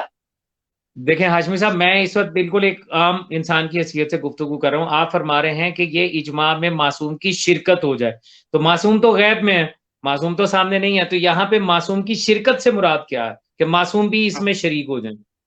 لہٰذا جو ابھی والا اجماع ہے، یعنی اگر ابھی کے فقہا اگر ساری بات پہ اتفاق کر لیتے ہیں، ٹھیک ہے، تمام کے تمام جو فقہا ہیں وہ ایک نظریے کے اوپر جمع ہو جاتے ہیں اور کوئی فقیہ بھی کیا اس کے خلاف نہیں جاتا. تو یہ والا جو اجماع ایسا ہے کہ تو جس میں نہیں ہوتا، معصوم کی، یعنی ایسا ممکن پریکٹیکل نہیں ہے نہیں کہ سارے اکٹھے ہو جائے بھائی. ہے. ہاں تقی پریکٹیکل نہیں ہے. صاحب، ایسا تو ممکن ہی جی نہیں جی ہے. ممکن بھی ہاں، نہیں اکثریت ہے. کہہ سکتے ہیں آپ کہ اکثریت ہو جائے. جی جی اکثریت کو ہم نہیں کہتے، اکثریت کو مشہور کہتے ہیں، اکثریت کو اجماع نہیں کہتے. مشہور کہہ لیں. مثال کے ساتھ واضح کریں مشہور نا کو ہاشمی ٹھیک ہے. صاحب، مثال کے ساتھ واضح کریں قاضی صاحب اسی اجماع کو. جیسا کہ نہایت شیخ توسی میں اور اس کے بعد ہدایت ناظرہ اور دیگر کتب میں جو مثال دی ہے کہ جو اغماء ہے، اغماء آیا وضو کو باطل کرتا ہے یا نہیں کرتا؟ اغماء یعنی بے ہوشی کے طاری ہو جانا، بے ہوشی کے طاری ہو جانا. ہاں اب ہاں ٹھیک ہے. آپ سرچ کر لیں، روایت اس پہ نہیں دکھا پائیں گے. اس کے اوپر ٹھیک. شیخ توسی نے اجماع کا دعویٰ کیا ہے. اس کے بعد تمام فقہا جتنے بھی چلتے آئے ہیں انہوں نے اس پہ اجماع کا دعویٰ کیا ہے. تو اس پہ ہم کیا کریں گے؟ کیا فریضہ ہے ہمارا؟ اس اجماع کو اب کیا دیکھیں، کہیں گے؟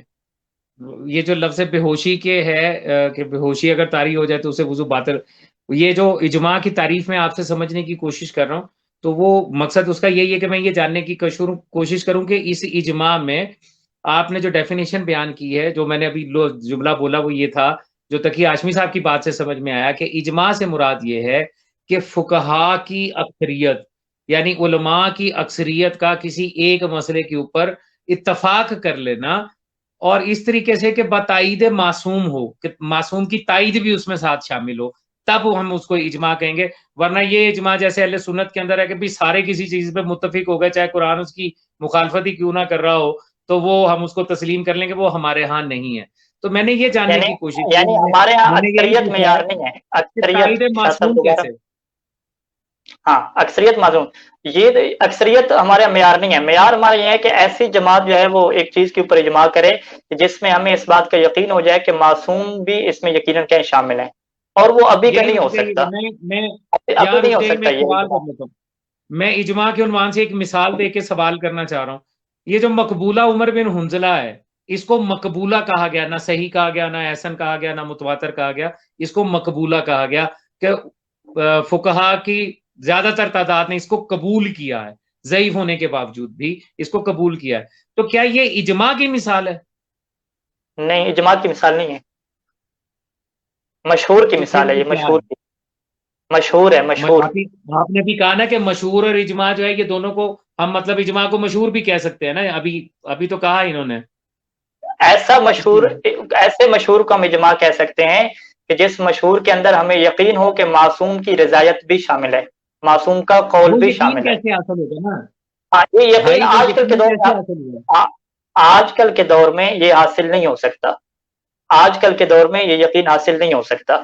یہ فقط اچھا، اس دور کے اجماع کی بات ہو رہی ہے کہ جو اجماع معصوم کے زمانے تک چلا جائے، معصوم کے زمانے تک چلا جائے، معصوم ایک علاقے میں رہ رہے ہوں اور وہاں کے جو فقہاء شیعہ ہیں جو بڑے بڑے ہیں ان کے کسی بات پہ اتفاق ہو جائے اور معصوم اس کے خلاف کوئی روایت بیان نہ کریں، باوجود اس کے کہ معصوم کے علم میں ہے کہ یہ بندے کہیں اجماع کر چکے ہیں، एक नजरिए के ऊपर इत्तेफाक कर हाँ चुके तो हैं, और मासूम वो उसके तो खिलाफ कुछ भी बयान ना करें। सुन्नत यानी ये तकरीरी मासूम पे, सुन्नत यानी तकरीरी की ऐसा किस्म हो गई ना। ऐसा इजमा हमें हासिल होना बहुत मुश्किल है। यानी मैं आपको बताऊं कि तकरीबन 6-7 साल मुझे दर्स खारिज में जाते हुए हो गए हैं, मैंने आज तक कोई ऐसा हुक्म शरी नहीं देखा कि जो अकल से साबित हुआ हो या इजमा से साबित हुआ हो, क्योंकि अकल का दायरा बहुत ही महदूद है, और जो इजमा का दायरा है वो ऐसे तंग कर दिया गया है कि उसमें तो आपको मासूम का कौल कश्फ भी नहीं होता।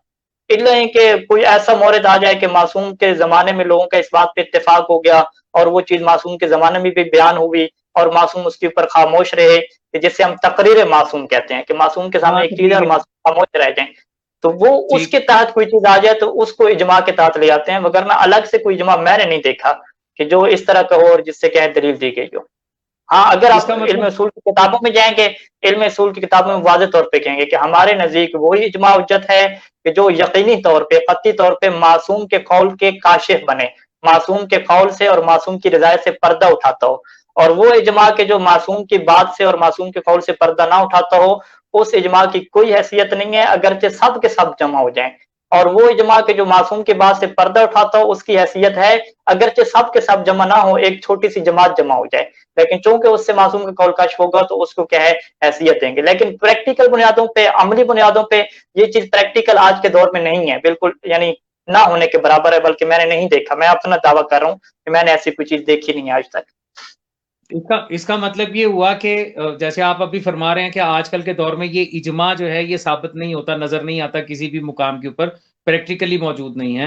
तो इसका मतलब ये हुआ कि फिर आज जो एक मुज्तहिद साहब अपनी राय कायम करते हैं, अपना इस्तिंबात बयान करते हैं फतवे की शक्ल के अंदर, तो उसमें फिर दर हकीकत 3 मबना बचे, अकल, कुरान और सुन्नत, ना कि दो इजमा। बच्चे, इजमा उसमें बल्कि शामिल बल्कि नहीं है। बल्कि दो बच्चे, बल्कि दो बच्चे।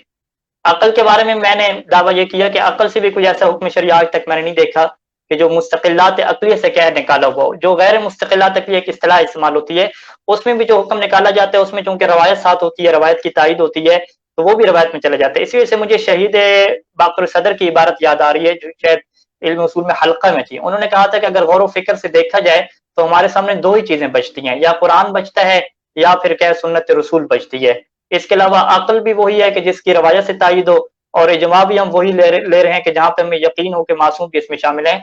तो उनकी ये इबारत थी, इंशाल्लाह मैं तलाश करके आपको भेज दूंगा और नशर भी कर दूंगा, कि उन्होंने लिखा है कि जी हकीकत में दो ही चीजें प्रैक्टिकल तौर पे आ जाती हैं। बाकी जो हौजे की पहली किताब है इल्म उसूल फिक़्ह, उसमें भी आप जाके पढ़ें तो नतीजा यही निकलता है कि बस दो ही चीजें आपके सामने आती हैं। और अगर आप जो कदीम अखबारी उलमा है, अगर आप उनकी बात को ले लें, वो तो कहते थे कि कुरान की आयत से हम उस वक्त तक इस्तेदलाल नहीं करेंगे जब तक रवायत मासूम नहीं आएगी। यानी उनके कहने के मुताबिक फिर कुरान भी नहीं बचता, सारी की सारी चीज क्या रवायात की तहत आ जाती है। यानी क्योंकि कुरान को वो अलग तौर पे लेते नहीं थे कि किसी आयत से हम खुद ही इस्तेदलाल करें या उससे हम समझें। वो कहते थे जब तक रवायत नहीं है हम कुरान की आयत से नहीं नतीजा निकालेंगे। लिहाजा जो उलमा अखबारी थे जैसे शेख हुर्रे आमली अलैहि रहमा, इनके मुताबिक फिर एक ही चीज बचती थी, वो क्या है सुन्नत रसूल बस। और सुन्नत रसूल नहीं, सुन्नत मासूम, मासूम की सुन्नत। फिर मासूम की सुन्नत में भी जो है वो उनके मुताबिक जो एक तरीकाकार है कि जो रवायात के ऊपर इत्मीनान कैसे पैदा करते हैं, वो उनके तरीके मुताबिक वही बचेगी। यानी प्रैक्टिकल तौर पे अगर आप तहकीक करते हुए हैं तो हमारे सामने दो ही चीजें बचती हैं, चार चीजें नहीं बचती हैं। ठीक हो गया, बहुत शुक्रिया। मैं समझता हूँ तकरीबन जो टाइमर ऊपर चल रहा है 2 घंटे पूरे होने वाले हैं। आज की ये गुफ्तगू जो है मैं समझता हूँ कि इस सेशन को यहीं पे रोकते हैं। अभी तक की जो हमारी गुफ्तगू हुई है उसके मुताबिक जो आज कम से कम मेरी समझ में आया, जो मेरे सवालात थे असूलीन से जो मेरी समझ में आया, उसके मुताबिक जो बातें सामने आई, वाज़ेह होके सामने आई, वो ये है कि आज के दौर में जो है बेसिकली कुरान और सुन्नत ही प्रैक्टिकली मौजूद हैं। इजमा और अकल जो है वो प्रैक्टिकली मौजूद नहीं है, नंबर 1। नंबर 2, हमने आज ये जाना कि इज्तिहाद की 2 इकसाम हैं। एक किस्म वो है कि जो कुरान की आयत और मासूम के फरमान को तलाश करता है। एक इज्तिहाद वो है कि जो कुरान और की आयत और मासूम के फरमान से अपने जिसे कहते हैं मफहूम और तफहीम के जरिए किसी चीज का मसला हल करके और अपना मतलब बयान करता है कि मेरी नजर में इस मसले का हल ये है। तो हमने आज इज्तिहाद की ये 2 किस्में जो हैं ये भी हमारी समझ में आ गई। तीसरे नंबर पे इज्तिहाद की हमने थोड़ी सी तारीख देखी कि आज जो इज्तिहाद किया जा रहा है या जिसके नतीजे में तकलीद करवाई जा रही है बिलखसूस, تو اس اجتہاد میں اور جو اجتہاد در اصل شریعت میں مذکور ہے اس میں تھوڑا سا ڈیفرنس ہے، اور وہ ڈیفرنس یہ ہے کہ وہ اجتہاد جو تھا وہ قرآن اور حکم معصوم کو جاننے کے لیے تھا، اور اس میں صرف حدیث کی تلاش کی جاتی تھی یا قرآن کی آیت کی تلاش کی جاتی تھی. اور یہ جو اجتہاد ہے اس میں قرآن اور حدیث کو استعمال کرتے ہوئے، ان سے رجوع کرتے ہوئے، ان کے اوپر تقیہ کرتے ہوئے یا تقیہ کرتے ہوئے، ساری تقیہ بول گیا، تقیہ کرتے ہوئے اپنی علمی اور عقلی استعداد کے ساتھ ساتھ تفہیم کے نام کو آج کا اجتہاد کہا جاتا ہے. میں کم از کم آج کی گفتگو میں میری سمجھ میں یہ آیا. مزید آپ کچھ کہنا چاہیں تو آپ کہہ سکتے ہیں. آج کے لیے میری اتنی ہی گفتگو تھی. آپ سے اگلے سیشن میں انشاءاللہ مزید گفتگو کریں گے، کچھ سوالات اور کریں گے. جی انشاءاللہ، اللہ آپ کو سلامت رکھے انشاءاللہ. تو قاسم صاحب باقی میرا سوال تھا آپ سے جاتے جاتے اپنا وہ ایسے ذہن میں آ گیا، آپ اخباری مسلک سے ہیں یا آپ کوئی اخباریت کا کوئی آپ میں سنی ہے؟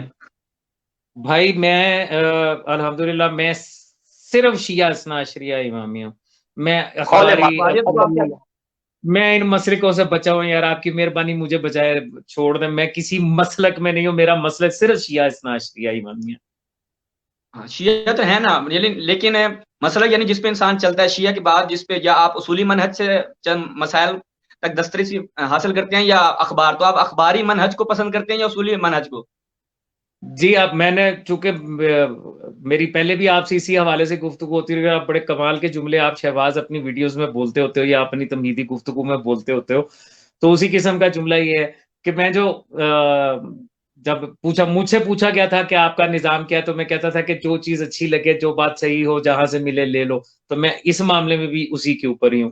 اخباری یا اصولی یا یہ وہ میں اس کے نہیں ہے. جو بات جہاں سے صحیح ہے بسم اللہ، جو بات سمجھ میں نہیں آتی یا میرے پاس اس کی کوئی ایسی دلیل ہے کہ وہ شریعت کے یا معصوم کے فرمان کے خلاف ہے، تو وہ میں نہیں لیتا.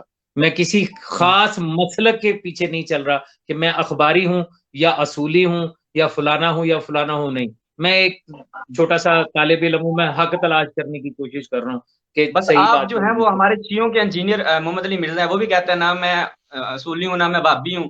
وہ تو خدا بس کا ٹھیک صحیح ہو گیا ہے. وہ خدا کا خوف کرے ہو گا. گیا. وہ مجھے کس کے ساتھ ملا؟ نہیں ملا نہیں رہا، میں اس مسلک کی اس کے اپنا راستے کی بات کر رہا ہوں، منہج کی بات کر رہا ہوں. چلے بہترین ہو گیا. بھائی ایک سوال تھا ہاشمی صاحب آپ کا آخری نقطہ. بات چونکہ مذاق میں ہے، لیکن اس کے بعد جو دیکھیں میں آپ کو ایک بات بتاؤں. یہ جو بات میں کہہ رہا ہوں کیوں کہہ رہا ہوں، آپ اصولی مسلک کو پیروکار ہیں، آپ اس کو لے کے چل رہے ہیں، ٹھیک ہے. کچھ لوگ ہیں جو وہ اخباری مسلک کو لے کے چل رہے ہیں. جب آپ کسی مسلک کو لے کے چلتے ہیں نا، تو اس کا نقصان کیا ہوتا ہے؟ آپ جس مسلک پہ ہیں آپ کو صرف وہی ٹھیک لگتا ہے، دوسرے کی بات آپ کی سمجھ میں ہی نہیں آتی. آپ کہتے ہیں یار یہ نہیں، یہ غلط کہہ رہا. ٹھیک ہے، جب آپ تحقیق کرتے ہیں، جب آپ محقق بنتے ہیں، جب آپ حق کی تلاش کرنے کے لیے نکلتے ہیں، جسے کمپیریٹیو اسٹڈی کہا جاتا ہے، تو اس میں آپ کو خود نیوٹرل رہنا ہوتا ہے. پھر آپ نہ ادھر ہیں نہ آپ ادھر ہیں، بلکہ ایک نیوٹرل انسان کے طور کے اوپر، آپ ایک محقق کے طور کے اوپر آپ ادھر سے بھی دیکھ رہے ہیں، ادھر سے بھی دیکھ رہے ہیں، جو چیز صحیح سمجھ میں آ رہی ہے وہ لیتے جا رہے ہیں. وہ پھر آخر میں جا کے فیصلہ ہوتا ہے کہ اکثریت میں زیادہ باتیں ان کی ٹھیک تھیں یا ان کی ٹھیک تھیں، کیونکہ دونوں 100% ٹھیک نہیں ہو سکتے. دونوں میں اچھائیاں بھی ہیں، برائیاں بھی ہیں. چلیں کیا کہتے ہیں، آج جو آپ کے ساتھ گفتگو رہی اس میں جو آپ کے سوالات تھے وہ حل ہیں، جو آج آپ نے سوالات کیے ان پہ تو اب دوبارہ آج جو گفتگو کی 2-3 ضرورت نہیں. سوالات ہوئے وہ آج کی حد تک جو دو یا 3 سوالات ہوئے وہ حل ہیں الحمدللہ. میرا خیال ہے مجھے ہی نہیں، اس پروگرام کو دیکھنے والوں کو بھی بہت کچھ سمجھ آ گیا ہوگا انشاءاللہ تعالیٰ.